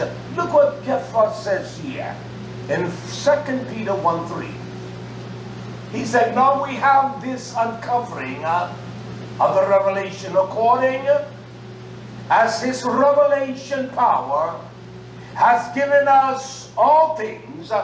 We have everything, nation. He did not give us a partial shipment, but he gave us all. Everything. 2 Peter 1:3, all things that pertain, that offers to us life, chayil, life, and being reverence, and to live in the perspective or in the order that he commands us. Not only that, but respect. But respect. No, you're going to respect me. You don't even know how to respect no one. Silly little boy. Silly woman. You think that someone's going to respect you when you don't even offer respect? Don't even try that with me. He says respect. And then in all of that, he said there must be a piety. You must be humble toward Yah. If I know you his son, and if I'm not humble toward you, and show you with some kind of verbosing, and I have some kind of gravity, I'm a coward of a person. But I must show you piety. I will be a liar and a fool, not understanding. That trouble me. You come in late, and coming in late, the wife, children, and for me to say, no, I'm going to ask you, what do you think about this? They know I do that. They know how I will be a dog. I will be a dog that have reverence and respect and honor for you, knowing that how you labor. I was saying to my friend here, it was hot up there on Thursday. It was hot. I was drinking water. And it was hot. I was hungry too. had anything but a bit of grits, a bit of eggs. Needed some food. I needed some beans. Them great northern beans that day to put some iron in me. And I ate it up. I felt. So I said, Big Daddy, let's take an hour break. The hour was over with, I needed half an hour. And all of a sudden, y'all said, send the cool breeze. When I got out there, Big Daddy, you know I'm talking loud now. Let's roll. Let's get it talking. Come on, man. Let's rock down. My friend came in, Matt, talked to me. I said to him, I'm going to take a real bath. He said, you know how that person is. You tell me you're going to get in the bathtub. I said, I'm going to take a real bath, man. I'm going to start from right here. And I'm going to want to clean myself up. And I'm going to sit there long enough where I can feel like cold water. And I did all that. I can't bathe in no cold water. Now that I can't do. I can wash myself down and clean myself up. And then I said, I'm going to just turn it down. And I got it when it's cold and you just sit like this old man. That's a real bath. You take a bath, you're going to sweat when you get out. I just stood there and said, oh my, this is what I need. When I left you, I went. And then I sat down, as Granny would sat down. Kicked up my footsies. I was tired. There ain't no doubt about it. Hallelujah. Yeah. But look what he says, look what Peter says here. You must show piety toward Yahweh. Why? The only way you got to flow from or drink from this mountain and the rivers are 7 streams. Every one of them got 7 streams that flow. He says that through Da'at, through knowledge, I must discern of him that has called us to honor, to esteem. He has called us to a magnificent calling. It is one that is excellent. It is a calling that is of dignity, and it gives us preeminence. That's what Daxa is. Not only that, he has called us to Daxa, and he's also called us to Areti. Does that say virtue? Yeah. Has called us to virtue too. Yes. That's what he has called us to. I will show you the demonstration of the action of what noble gravity is and how it produces virtuous nation or nature within the nation of YisraYah'ale. He has called us to virtue, whereby are given to us an exceeding. It's beyond our ability to measure, to constitute, to understand its ability, its limitation, and exceeding Antimi also, or precious, something that is dear to him, promises. He has given us those precious promises. Why? That by these you may be partaker of the revealed nature, having escaped the corruption that is in the world through lust. That's the only way you're going to get corrupt. You lust. You lust for something you don't need. You lust for that which is against Yah. You can't take, when you lust for something, you can't take your mind off. You want it, got to have it, want it, got it. I don't care whether you lust for money. I don't care if I lust for a piece of pound cake or something like that. I don't care if I lust for my daddy, for him to show me kindness, or my mom, or my sons. I don't care what it is. Lust is lust. Hallelujah. Period. Because it has taken preeminence in your heart and your mind. It has taken precedence in you. And you want that more than you want life. And that's just a fact of the matter. You want that more than you want Yah. You don't even think about Yah like that. But your lust fills every aspiration, inspiration in your mind. Any time that you have something that removes Yah, you know that's lust. And you have corrupted yourself. No one has corrupted you. You have corrupted yourself. And any time Yah is not the constitution that brings the resolution to your life, you're full of lust. And you're corrupt as hell. You're corrupt as hell. I'm not taking it back. You're corrupt. You are corrupt as hell. Why? Because you denied, as he says here, he says, through the knowledge of him in verse 13. See, that knowledge is one of the distinguished and dignified mountains that have 7 flowing streams. And 7 is the number that when it comes to that completion, there's perfection where there's evil. or right. It makes no difference. It makes no difference. And once you get that thing in you, it becomes stabilized and stationed. You can't get away from it. You can't get away from it. You can't get away from it. And that's just a fact, nation. Hallelujah. Then he tells us this, nation. Verse 5, you can follow. And beside this, this is what we must do. We must give all diligency, or spooty. We must be honest and earnest. We must be sincere. And as they were said in the hood days of my days, we must be real. We must be. And by doing that, then we can accomplish. We can accomplish. We must be diligent. And not only that, we must promote what Yah commands us to promote. What do you mean? It's His will for me to love Him as I love myself. To love her, love Him as I love myself. Then I must promote that in me. I must learn to love Him. I must do what it takes to love Him. I must offer up that for Him. Or I must learn to love Him. And the reason you don't learn how to do it because you're not diligent. You give no effort, you give nothing. And the reason we don't give anything because we honestly, I'm not going to stop using the word, we don't give a damn. We don't give a damn what about you? No, I don't give a damn what Yah says. Yah says, I call you as a noble vine, and now you are a degenerate plant.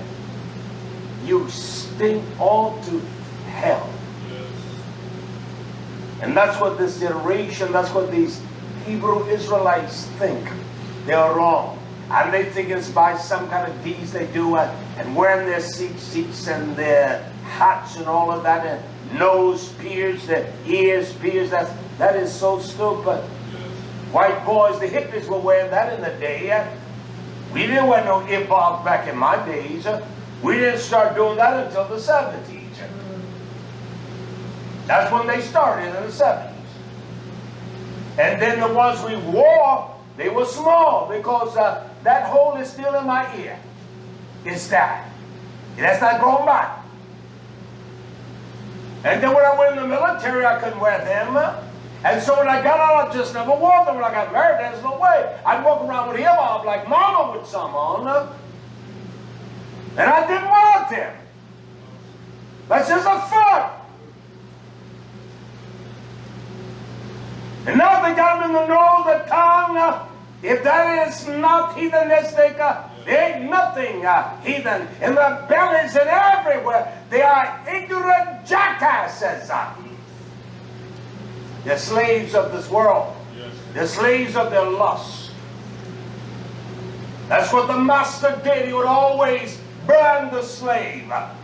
Put a ring in his nose, just like he does a cow. And that's what that...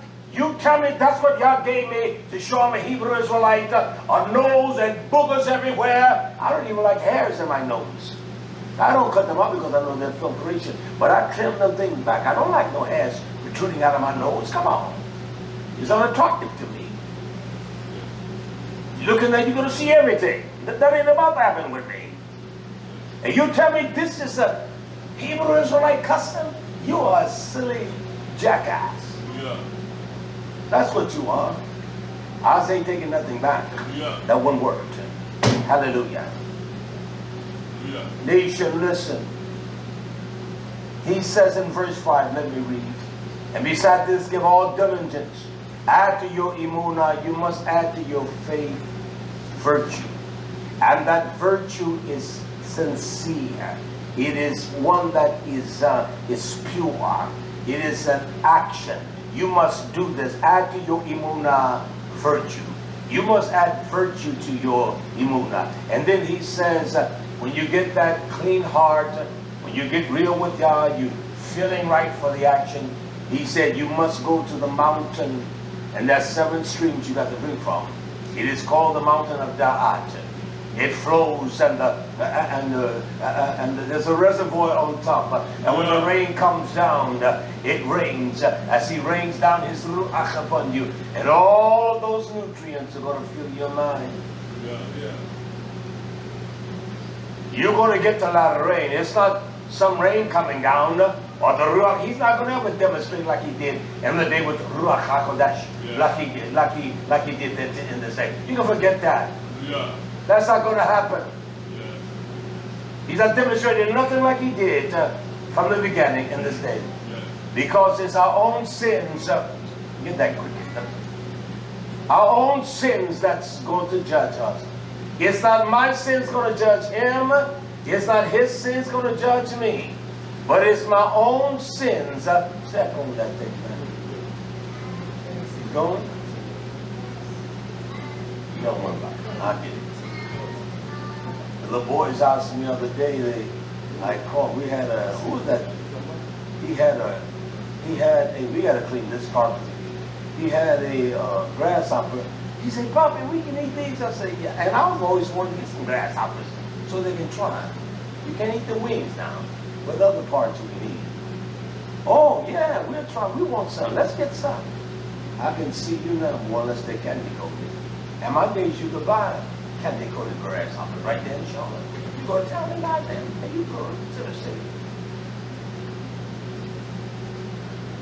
So you did that something. Yochanan can't eat. We go get some. Boys, we'll show you all. Look at it. Hallelujah. You must add virtue. And the only way you're going to understand the power of virtue, you must draw from the streams of Dawid. Discerning. You got to know what is right, what is wrong, what is acceptable, what is unacceptable. You can't compromise that nation. And we're in a time that we're trying to make something or some revelation so extreme and outlandish. Spaceships coming, and this is that's bogus. That's a lie. He worked even then in the reality of time, and He's going to work with us in the reality. He's like on your foot. He's going to work right there. I'm still working on the carpenter. He's going to work with us in the reality of time. Don't worry about it, wicked. Don't worry about it. He's going to work with us in the reality of time. It's no different. And y'all work within the reality. He doesn't work outside of some kind of extreme, unrealistic thing. You will know what a spaceship is if you saw it. You will not even know. You will not what a melach. You will not even know what a melach looked like if he came down today. You know what that is? A devil or what? Or some kind of illusion? You will not even know. So stop the lies. Stop your lies. It is just a fact. Quickly, let me read this. I want to show you what the virtuousness of high heel. And he demonstrates this pure thing in this. Look at Proverbs 31:10. That's why you wives, you better close the gap down. Get yourself together. I'm telling you. You can't speak out of your silly emotion. It says in Proverbs, this is what Yah equates, not equates, this is what the example and the demonstration before us. Proverbs 31:10. Who can find a high heel, a strong woman? She has might, she has wealth, her knowledge, she comforts you, she heals you. A woman. Who can find that? For a price is far above money. That's what a virtuous accommodation in our lives, that's what it does. A man finds not a woman that is Bethulah, it's about a woman that is high heeled, she's full of strength. Her beauty is not something that on the external, but yet her external represents that. Everything about her is beautiful. Everything. Her adoring is beautiful. Her ways are beautiful. I'm not throwing you in the barrel with these women and their daughters of Zion. You're striving, you're trying to do things that are right. I'm not doing that. But you don't dress like a cheap whore. You don't dress that way. You don't dress like a two-penny whore. You don't let everybody examine your wares. That's cheap. That's cheap. And no man, no husband man gonna want you. I don't care what you say. Yeah. If that's the case, all those Hebrew men in the Hebrew community, why are they not marrying these women? Oh, you got 2 babies by 2 different men? Let him raise. If he's a man, he'll raise them. What's wrong with that? You will come in the same sins he was. And he probably got 2 by 2 different women. Let's get real. Yeah. And you sitting there all full of your arrogant pride, you aborted 3 away, okay? Don't play the whole role with me. Yeah. You killed your 3. How about that? The women that think, well, I don't have any. Well, you killed 3. I just ain't feeling no baby right now. I'm just going, my career is most important. I'm going down and let Dr. Frankenstein take care of that. That's evil. Yeah. It's evil, it's evil, it's evil. Yeah. Yah told us the mechanism. If you want to wait, have one. You don't have to have one every year, every 2 years. You can wait when you want to. And you all know that. You know that. You know that. You know that. And if you're any kind of a man, you will strengthen a hand and stop being a lustful dog. Well, I got to have another one. You are nothing but a dog. Yeah. Listen, there is no way a man in my age is going to try to handle 2 wives. He's not even on Viagra. He's taking everything he can. And that's not a sensual accommodation of beauty. It's just an aggressive, dog-like nature. He gave us the apparatus and the time, the span, the season for the purpose. It expands from year to year. And it exudes and takes us beyond the spectrum of our physicality. He didn't give us that for some filthy, damnable lust to be carried out. Yeah. That's why he timed it and put it in a position that the love and the true activities of it will cause one to develop that sensual thing that is associated with it, that when he and she, they fulfill their moments for that time. Not some crazy mess on some Viagra, some dope. Yeah. That's none of Yah. I don't care if you don't like me. Yeah. I don't care if you don't like me. I'm talking real. I know our babies in here, but it's real talk. Yes. Now one of them can explain what I just said. Let's get real. Yeah. Hallelujah. Hallelujah. Who can find a woman that is chayil? She is strong. She's so full of wealth. She makes you happy when you're trying to find happiness. Yeah. She makes you, I bless Yah. I'm not saying this. I bless Yah for my Israel. She's the one that gave me the strength of courage. She didn't have it. Yet her words were always on time. And her meals were right too. Fried chicken, pinto beans, get out of here, cabbage, collard greens, rice, baked biscuits. Some iced tea, no cooling, never drink that, never liked it. Some biscuits and pound cake laid on. That was right. That was right. Could eat well, ate nice. And when I was despondent, discouraged, you can get that. Oh, you're smart. I was dumb as they come. I'm just ignorant now. But then I was dumb. And I'm not saying that for no joke. I'm saying that because I'm real. And I bless Yah for, because that was my not even understanding my Ezra. My Ezra, the strength. And I could have gone from that down anything. I'm telling you. I didn't go searching for a new job. It was her.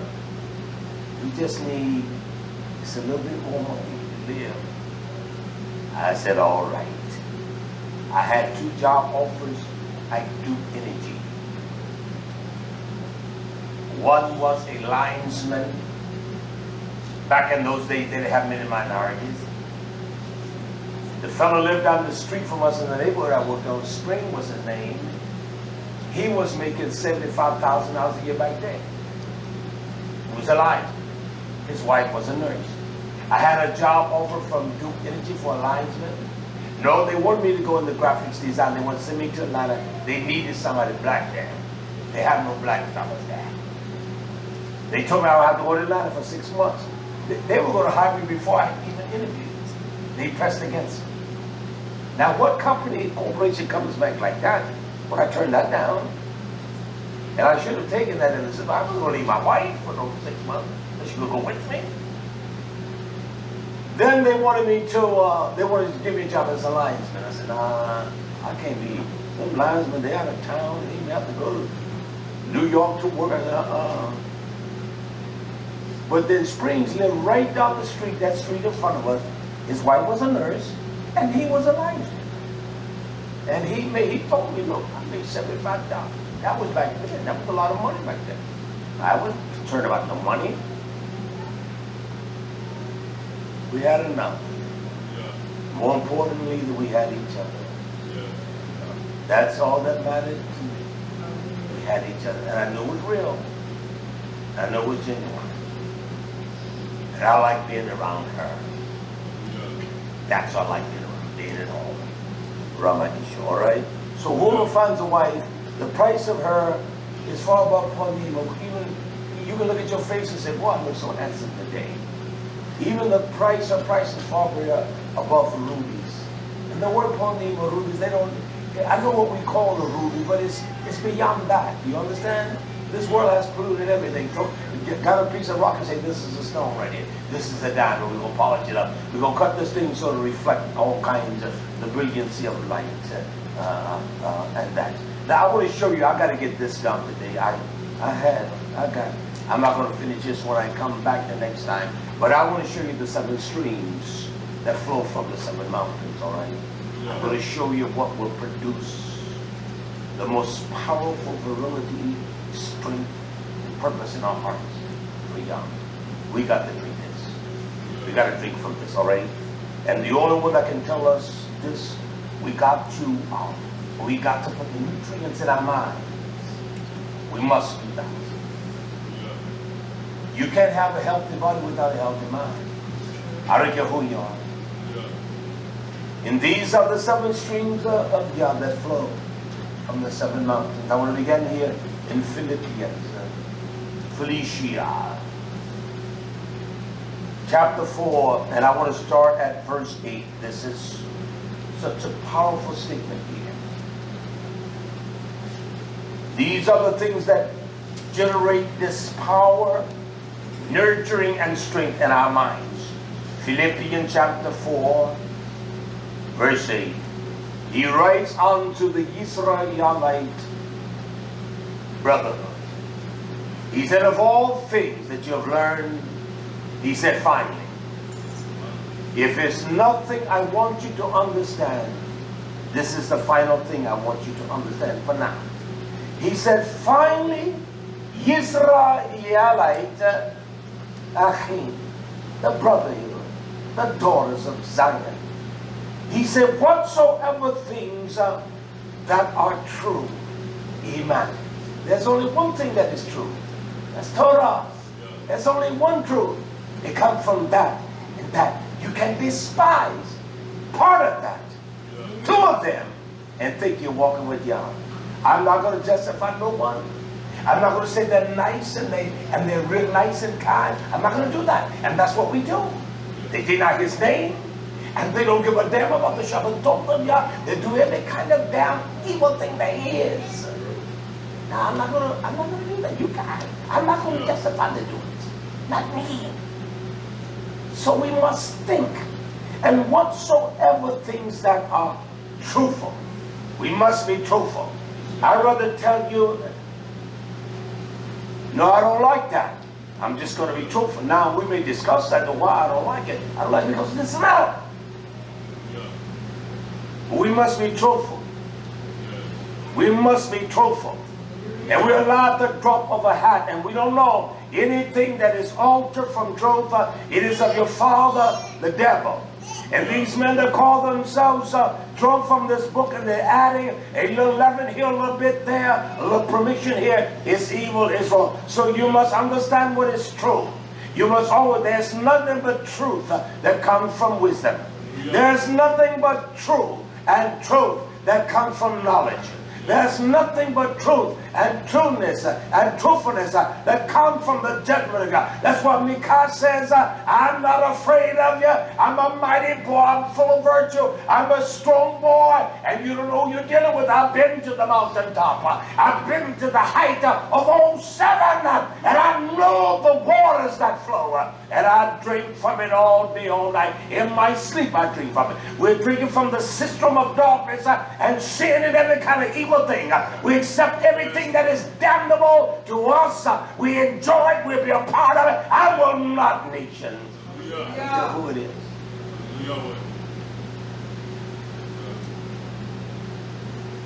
Whatsoever thing is true, just do what is true.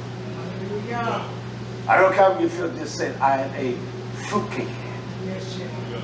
I'm acting stupid. Don't ask me, what's wrong with you? No, what's wrong with you? No, something wrong with you. No, it's, the wrongness is in you. Just say I'm acting stupid. Just say I lied. Just say I'm wrong. That's what you must do. I don't care who you is. You must do that. There's no falsehood that flows from wisdom. No. It's all true. Knowledge, understanding, you cannot inject your interpretation in that. Nothing falls from it. So we must begin, am I true to myself? And people, that was the saying today, unless you're true to you, you can't be true with me. You gotta be true to yourself. You gotta know when you're wrong. Oh, hold up, dog. You telling me that I'm wrong, and hey, look at this now. I saw you other day, homeboy. You was jamming, you was jumping to the beat of death. Now you can't jam me like that. You can't spook me up like that on me. I don't know where I got that from.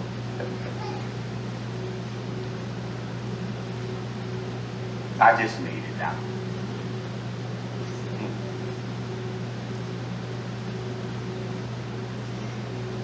So what's everything is true? Iman. Truth, the integrity of truth, the ingredients of what is true. To be genuine, forthright, sincere. That's true.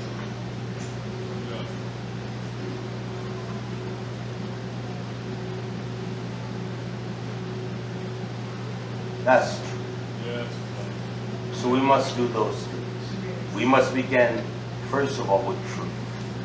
We must begin, first of all, am I true? Am I real? Do I say things that I know is not true to me? It means nothing to me. You must begin there. So we must begin on that mountain of knowledge, when that river of the true wisdom of me, on that mountain of understanding, when that truth and that true stream flows, I must drink of that.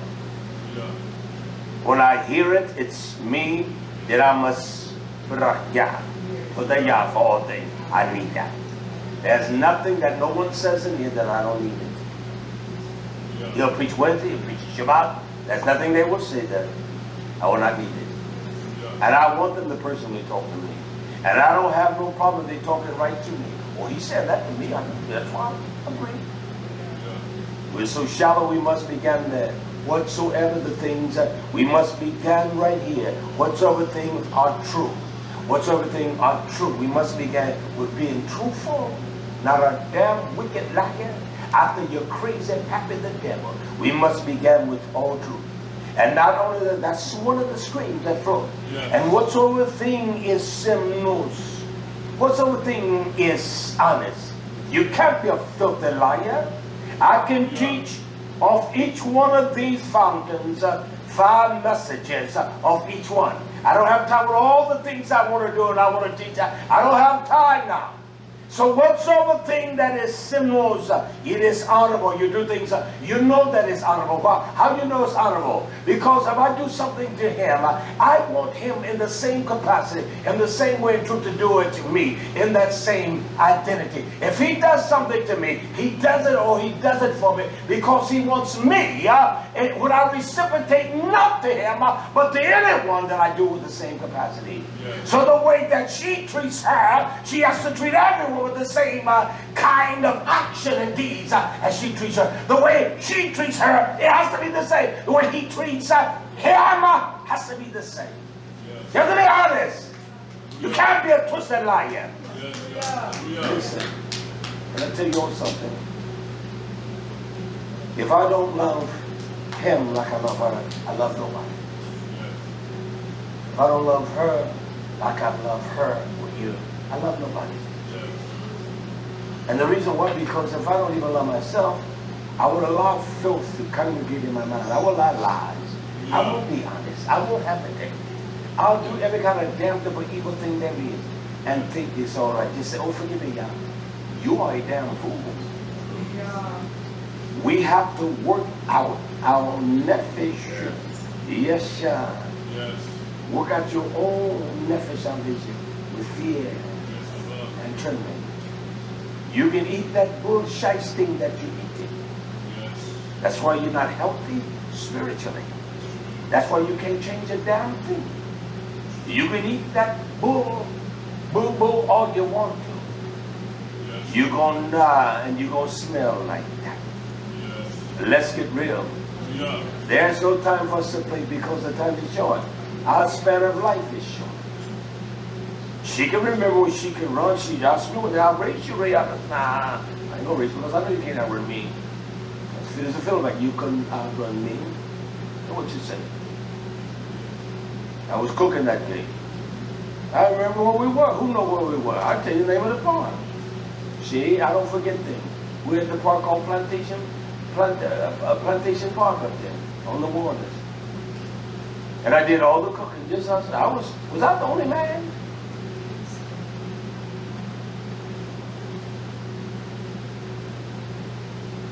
I don't remember any other man. Jerry and all, they weren't there then. But I cooked for everyone. And I wanted to do that. Steaks and all of that.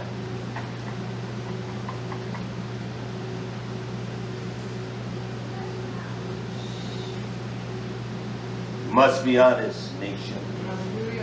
There's no way. You must do things that are honorable.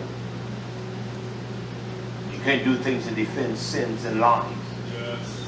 You must defend truth. I'm set for defense of truth and nothing else. I don't defend me. Yeah. You think I waste my time with what people say about me and us trying to defend that here? Get out of here. Yeah. He says not only that what things are sinuous, but whatsoever things are just, that are virtuous. Those are the things. You can't think on those things with your mind in the world. Now whatsoever things that are just, that are your short, that's straight up. I gotta be straight up with him. I can't be false with him. Yeah. We must be straight up with each other.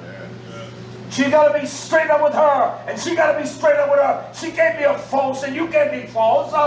Tell lies, to cover your damn lies. Yeah. Pretending. I hate a pretender. I don't like it. Yeah. Be real with me. Yes. Who likes pretenders? Even when I was in the world, I saw a clown and a joker. I didn't even mess with him. Oh man, you ain't holding down with him. No, I'm going. Y'all take care. I wasn't around clowns, jokesters. Now, I already run the boys. We're gonna rap on the weather report or social event. Huey Pugh back then, Newton, Rath Abenak, the weather report. They be talking like that. I don't like falseness. Never have. And so I have not been nurtured that way. I like being around old cats. They would They were ignorant, but their knowledge was complicit for the moment, and it broadened the scope of what we did have. That's what it did. And that's the fact. So we got to do things that are honest. We must be honest all the time. We must be virtuous without sin. We must not be willing to hold certain things in our minds against YisraYah'ale. You can't drink. That's why we're not drinking from these rivers that flow.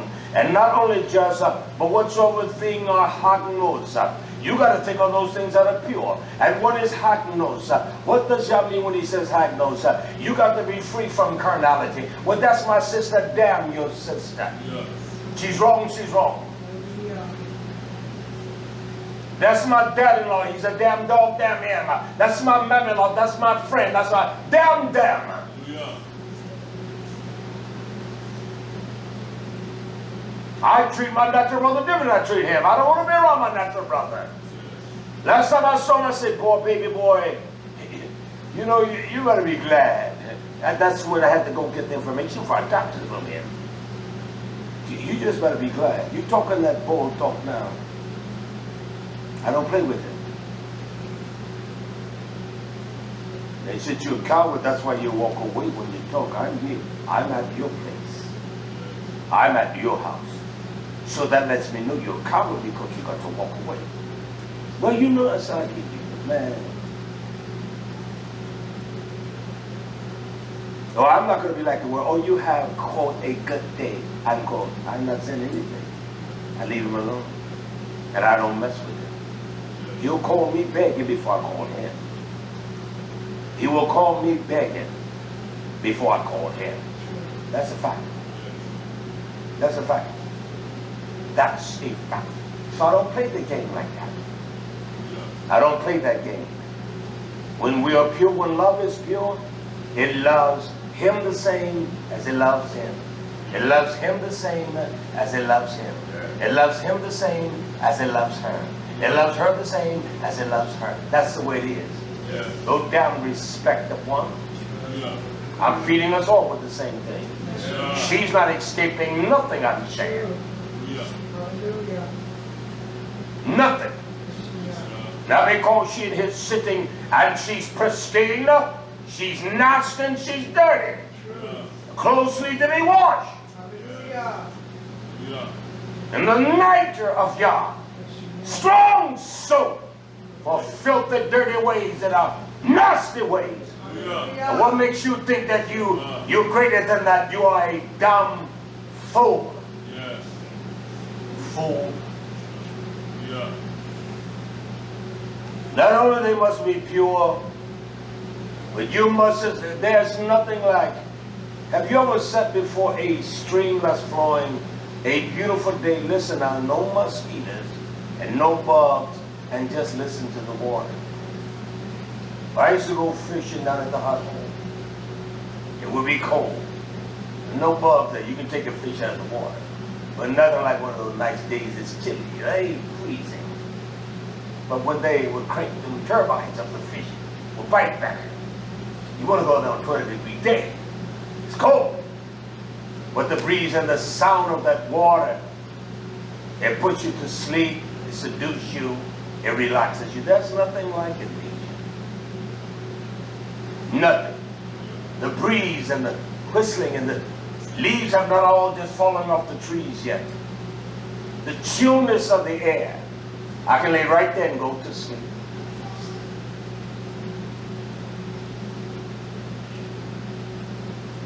We can have this carnality in us. And then you have to also think of those things that are lovely. Lovely. Pleasing. A kindness. To be generous. You must think of those things that are lovely. Caring, willing, wanting to do. That's how we must think. That's what we must drink from the mountains of wisdom. What is lovely wisdom? Rebuke myself, rebuke myself. What is honorable wisdom? To speak honesty or truth or speak falsehood. You have the streams that are flowing from Almighty Yah. We must think on those things that are lovely. And then whatsoever thing you're famous, that is tavo, it will say, quote, good, unquote. And so those things that are your famous is that you don't speak something bad on someone. You have what they call this omen of this desire to see the excellence of him. Oh, that's so beautiful. Oh, I like that. That's wonderful. That's sorry there. Oh, yeah, you didn't put no heart in that, boss man. Tear it down. I'll show you how to do it. Yeah. These things are real. Yeah. You're not going into the kingdom thinking about those spaceships and some kind of what they're gonna form. All these what do they call them? The prisons these ignorant fools think they have. Who's gonna guard them? Who's gonna feed the prisoners? Rich man can't get richer unless he got people working for him. And then above all that, he got to have somebody buying it. Yes. Amazon needs you to buy. That man can't get rich by making everything so cheap. Mr. Donald Trump wants to put 10% tariff on China. China got millions of bins of things that they can't sell nowhere. They got to work the people. They got to create this delusional economy so they can live. Based upon falsehood. It's based upon lust and greed. Yes. Not on necessity and need. It's not based upon that. Yes. Based upon falsehood. So he can't get rich if he overpriced him. I was looking for some organic herbicide. The Axie. I found a place I was happy with it. It's $225, 2.5 gallon. That ain't bad. Is that like that? Got the card, put in the cards, had it open. And sure, free ship.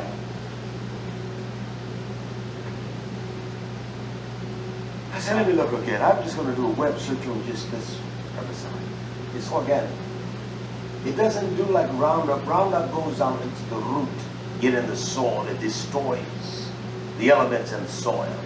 This stuff just gets in the plant, strips it of all of its protection. And you can go right there and plow. It's all organic. All kind of clove oils and things destroys the plant. And we can't be spraying up there in garden. One, we don't have time to be weeding. He's old. He's getting old. And ours ain't filling. So I have to do things that are easy. Got to do it. They work hard. I can't help them coming in weeding. So I've been doing research for the last 4 or 5 months. I found this stuff. $2.25 for 2.5 gallons. I like that. I ain't messing with that. I don't, because it was $265 at Johnny C's for the same amount. $245, forgive me. Plus you gotta pay shipping, Johnny C. So it's gonna be about $260, about $20 to ship that. A gallon, got what, 45 pounds for a 5 gallon? You're talking about 20-some pounds. It's gonna cost to ship that. So I'm looking, I found it. No shipping.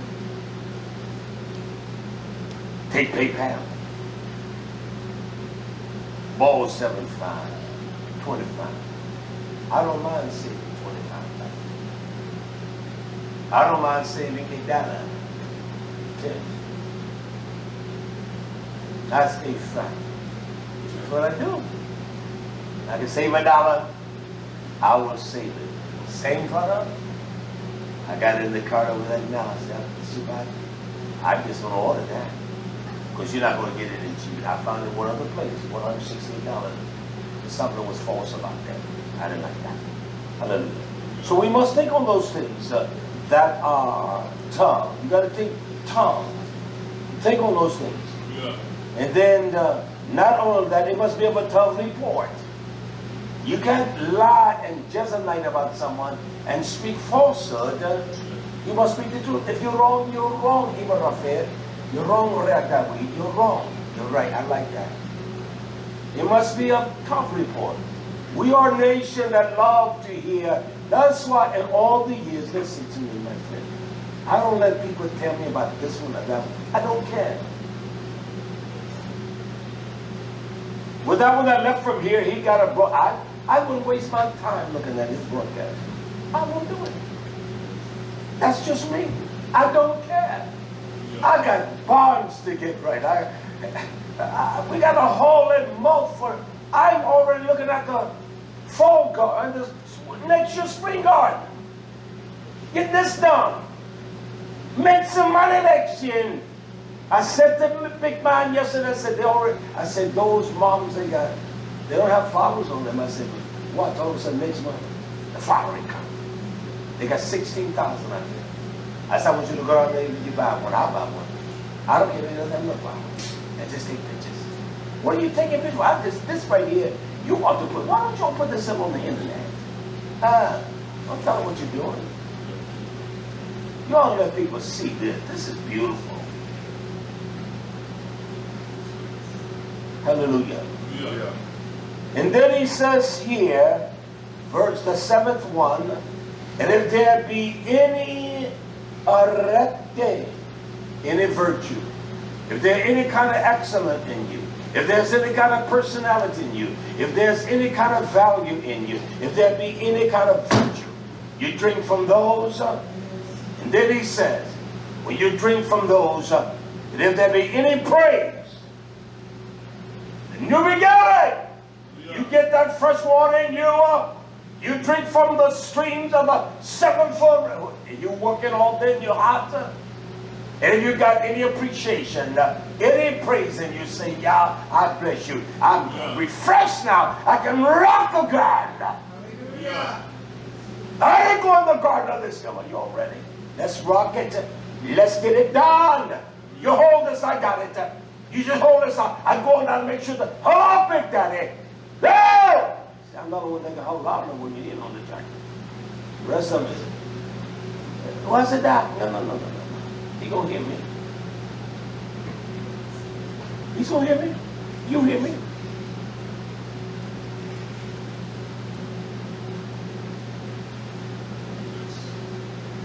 You're going to talk me. What's it like? What's it? Okay. No, I'm talking over the tractor. Big Daddy, stop! Come on, Sakina! Stop that! Yeah, you're going to hear me. You know that about it? He's going to roll, he's going to reach them out down the road. So we must take on these things. And what these things do, they produce a praise. We must drink from the well, from the mountain, from that river stream that flows from wisdom, that tell us what is honest. We must drink from that stream that tell us what is true. We must drink from that stream that tell us what is pure, and that it cause the justice of Yah to be in us. These are the rivers. You can drink in a river all day long. It's not going to refresh you. Most of these rivers today, you don't know what the pollution is that's around them and what's in them. I'm talking about the rivers of water. Yeah. The river that Yah calls to flow in us. And that river flows directly from the Torah of Yah. And we can drink from them. It's more than one river, YisraYah'ale.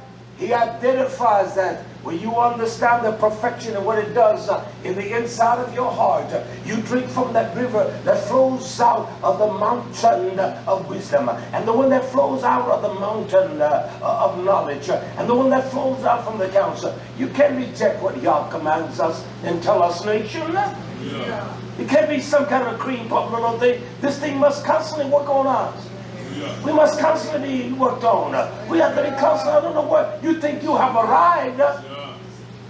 Yeah. You must constantly work on your skill set. He can't do the job he does. He has to constantly be renewed, constantly be reminded, constantly be refreshed of what's coming down the line. That's crazy. And things change all the time. And you think your environment change, your attitude change. You get all of that.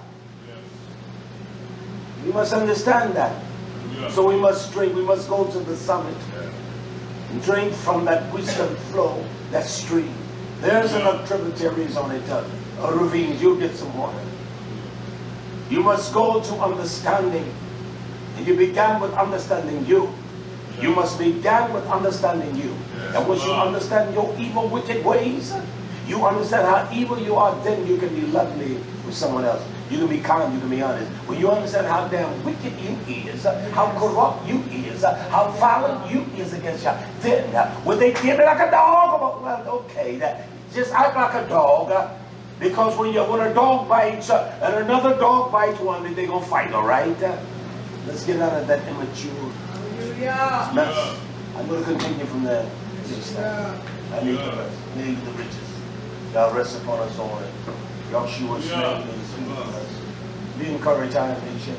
You let us join us today. Do send an offering, and I appreciate you that send your offerings and your gifts to assist us and help us. There were those that were faithful at one time, and they don't like me no more. They just cut us off, and that's fine. I don't have no problem with that. This place wasn't built on you that thinking your gifts and your offering. It would have built you. It's the strength of this place what made it, but it isn't. This place has been here 25 years. And it come with nothing on the ground. There was not one building, not an outhouse. So it took the labor of men, those that were here to build, and they're given. And that's why I don't take it for granted. I don't have no problem with no one, period. But do send your gift to help. Send your tithes. And don't let nobody tell you tithes are done away with. I've taught on that. Things like that, I'm not going to just continue to teach on it. I'm not going to sound like no beggar because I'm not. But y'all bless you with bread today and food. And you that probably never listened to us, but you did today. And has blessed you richly. Heal your mind, your body. Heal your ignorance. And remove that path of that blind of your own ignorance, because you can deal with you. If someone is talking around me, then they're not talking to me. So everything y'all says in this book, he's talking to me. I'm not here to try to talk to you, although I'm talking to you. I'm not here to try to talk to you, although I'm talking to you. I'm talking to you. I'm not here to try to talk to you, but I'm talking to you. I'm talking to you. I'm talking to me. I'm not here to try to justify me and my actions. I'm here to let me know how wicked I am. And it's going to take more than what I got. Yes. It's going to take more than what you got. And that's why we need the essence of Yah. We need to drink from those high mountains, those dignified mountains that will make us stand in great assurance and no doubt. Come hell or high water, the old proverb. We're going to stand with Yah. If nobody stands with us, nobody stands with me, I'm going to stand until the end. When I die, if there's nobody here to bury me, you'll be here to bury me because you're younger than me. Then I'm going to die for YHWH. That's just a fact, nation. I'm not going to give us pretense and falsehood and pretend that I'm something that I'm not. I'm not anything, no more than you. And you're not someone that is special, and you have more love, and you love everyone. You are a filthy liar. You haven't even learned to love. Period. She's like, I skin that child and she loved me. She doesn't know what love is. We are enrich us all. Be strong, nation. Be encouraged. I am. Now work to do. Get things done, all right? So be encouraged, be strong. You that have joined us, may the riches of God rest upon you all. And may He cause us to be kept in YHWH.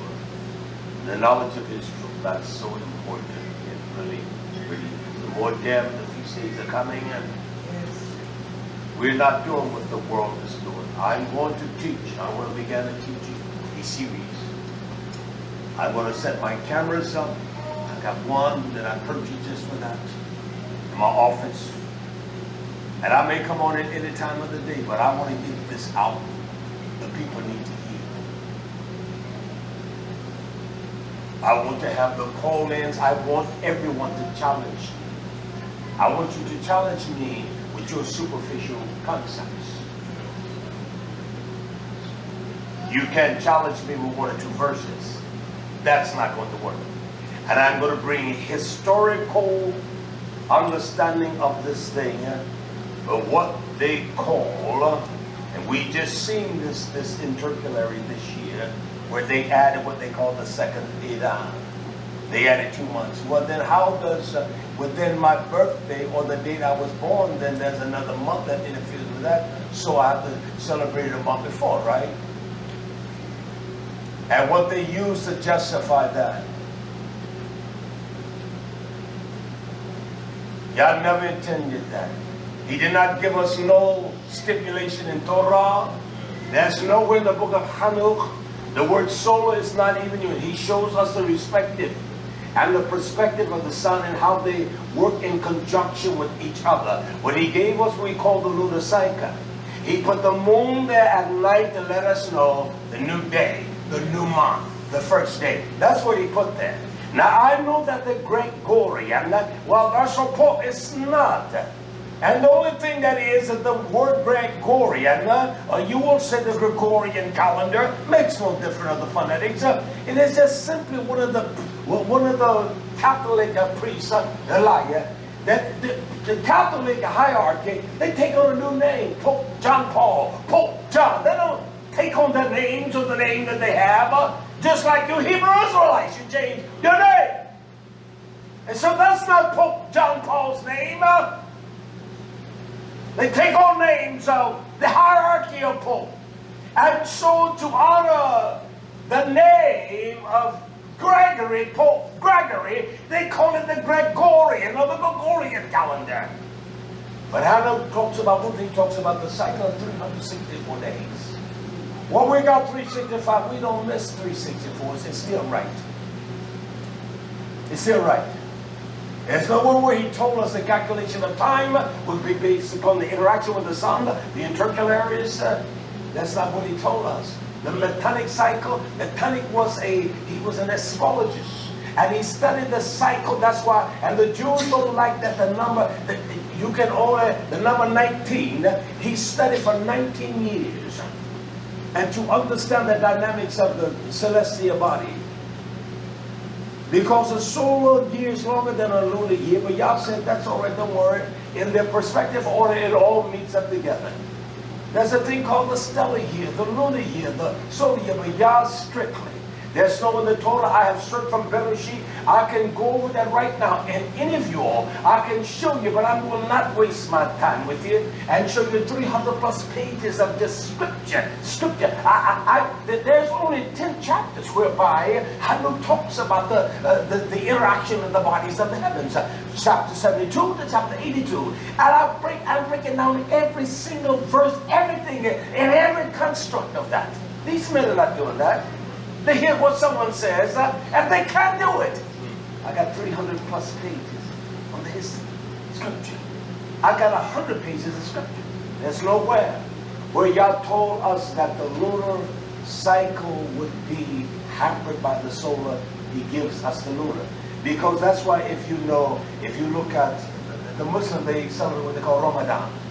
And they celebrate it all by lunar. And you will see that they may have Ramadan in August. It may come in December because they're doing it the proper way. And that's the way Yah said. Because people in the northern hemisphere, we're in the northern hemisphere, right?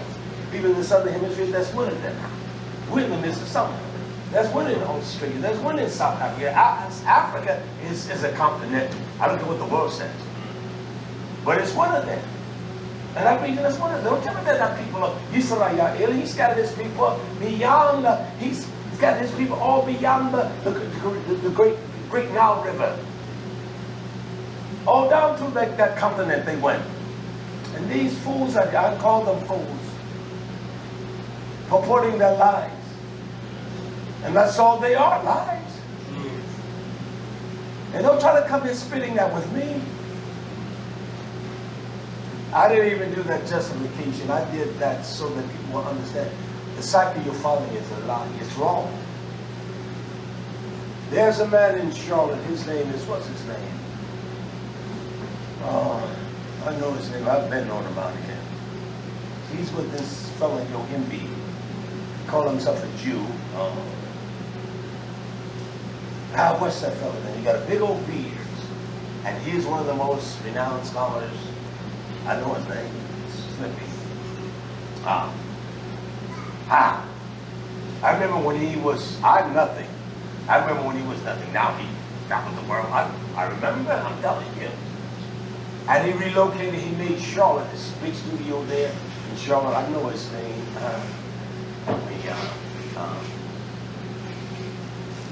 I'm thinking too hard. I told you about what he said, that while they add a second month, those Jews are sneaky, dirty people. They're dirty. And how they alter and manipulate time. Every Jew and every one of Judaism, they will tell you Rosh Hashanah is the new year. The new year started tabernacle. Yah says this new year starts at the first moon. Has nothing to do with that, but they will tell you that. The Jews in there, they have what they call an agriculture year. And the Jews, because the last thing that is harvested is grapes. Those mustard dates will be the last thing we can harvest around here. That's the last thing. And so they start this in agriculture year. They have a civic year. I go to all the Jewish reputable sites of colleges and scholars. This is where I got my information from. I got that to combat them with what Torah says. I'm going to, believe me, I'm not lying to you. And I just don't copy something, I copy something, put it on in my system in a file, and I go down and break it down. I'll sit there for hours and just break down one article, pinpoint everything I think is important. Some I would delete. But I like to keep things in its contextual form. I don't want to say we try to trick someone. Well, it says that, but no, let's read let's read before and afterwards, see what it says. And I would challenge any man on that line. I would debate your scholars, and I would debate you Jew cowards. They don't want to debate me. I'm going to tear this to hell, and that's all I'm going to work on.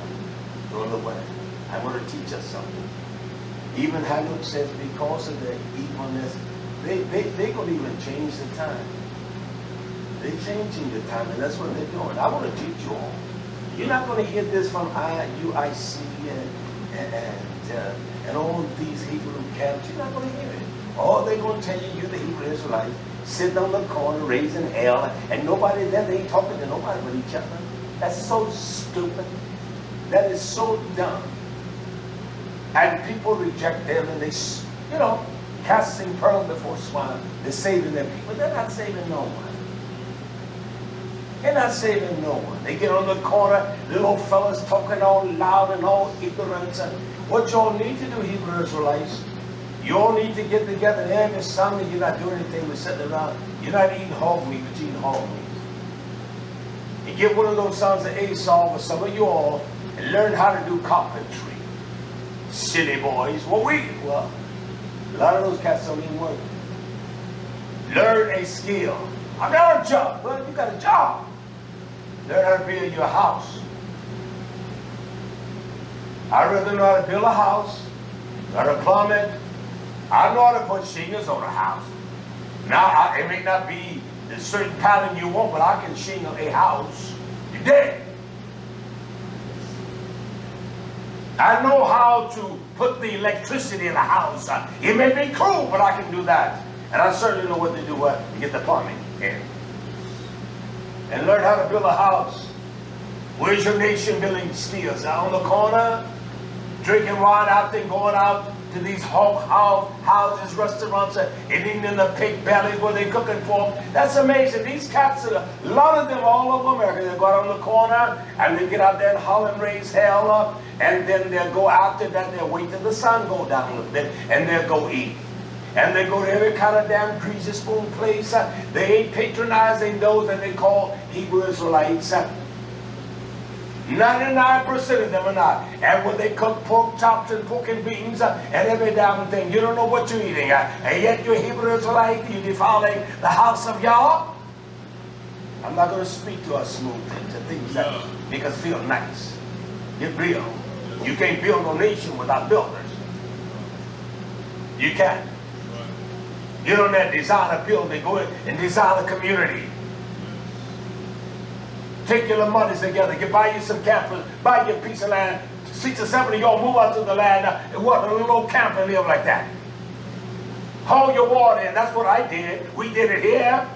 Get your outhouse and dig your hole. Get your backhoe when you finish pumping and doing all that. When I was in the military, we showered outside, and that was the best water you could shower with.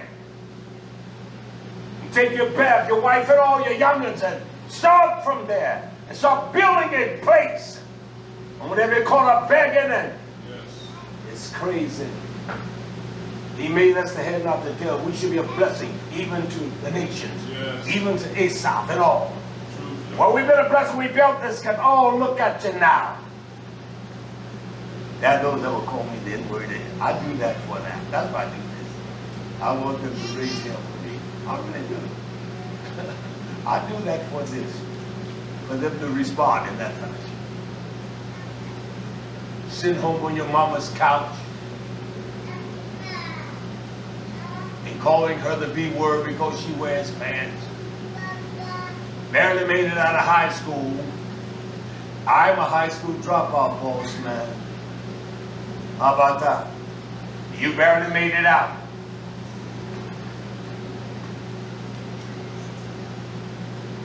That's a fact. You easily deceive me, Yahweh, etc. YHWH. Hallelujah. In all things we turn toward YHWH with the captivity of our bondage in America, and even in the bondage of our lust and our own. But all things we do about YHWH's name. We pray for the community of YisraYah'ale scattered abroad. We pray, first of all, as we collectively, Ba'aknikaya, La, Nikaya, and Sephonia, the family, and our friends that came down there in Texas, and all of them. We pray for the nation, your people scattered abroad, in every place. Bless and enrich you. Give us understanding. Correct us, Yah. I mean, of all things, correction above every man. Heal us out. Zakim, you touch him. You're the one that restores and brings restoration. You bind every spirit of darkness, every evil demonic force that speaks to our mind, come against your truth in our hearts. We ask in YHWH's name, you will heal us all, keep us all, and watch over your nation scattered throughout the Ulam, the Eretz. We ask these simple blessings in YHWH's name. This is our prayer. Bless souls that join us today, our enemies, I mean that now, and even our friends. We ask in YHWH's name. Hallelujah. Hallelujah. Hallelujah. Hallelujah. Hallelujah.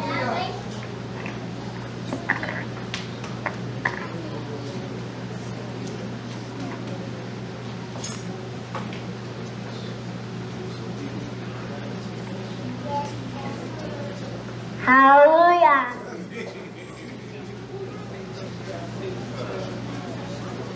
Hallelujah.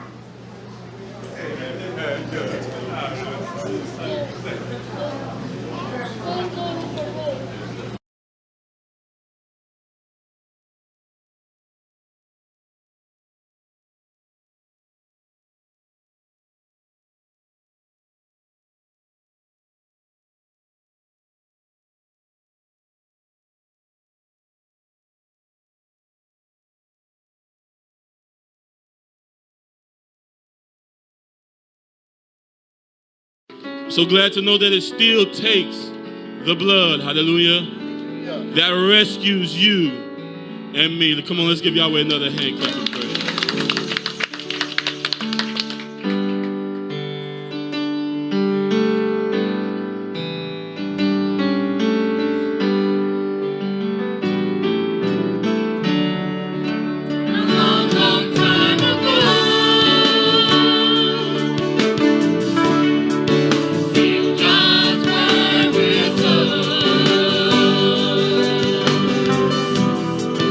His people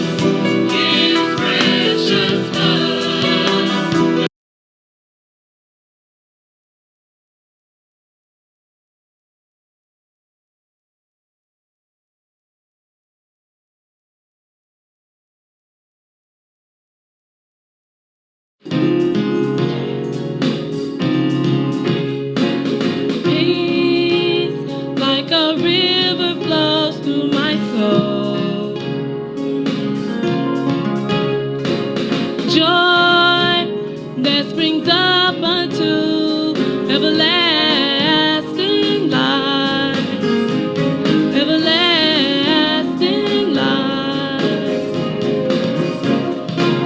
And I love to do your will, your love. Do I meditate your truth? Have I hid in my heart that I may not sin against thee, that I may not sin against thee.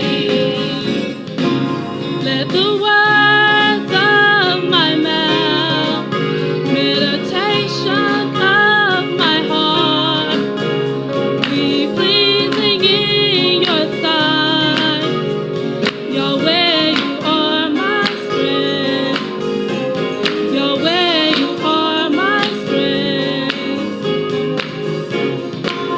And I love to do your will, your love. Do I meditate your truth? Have I hid in my heart that I may not sin against thee, that I may not sin against thee.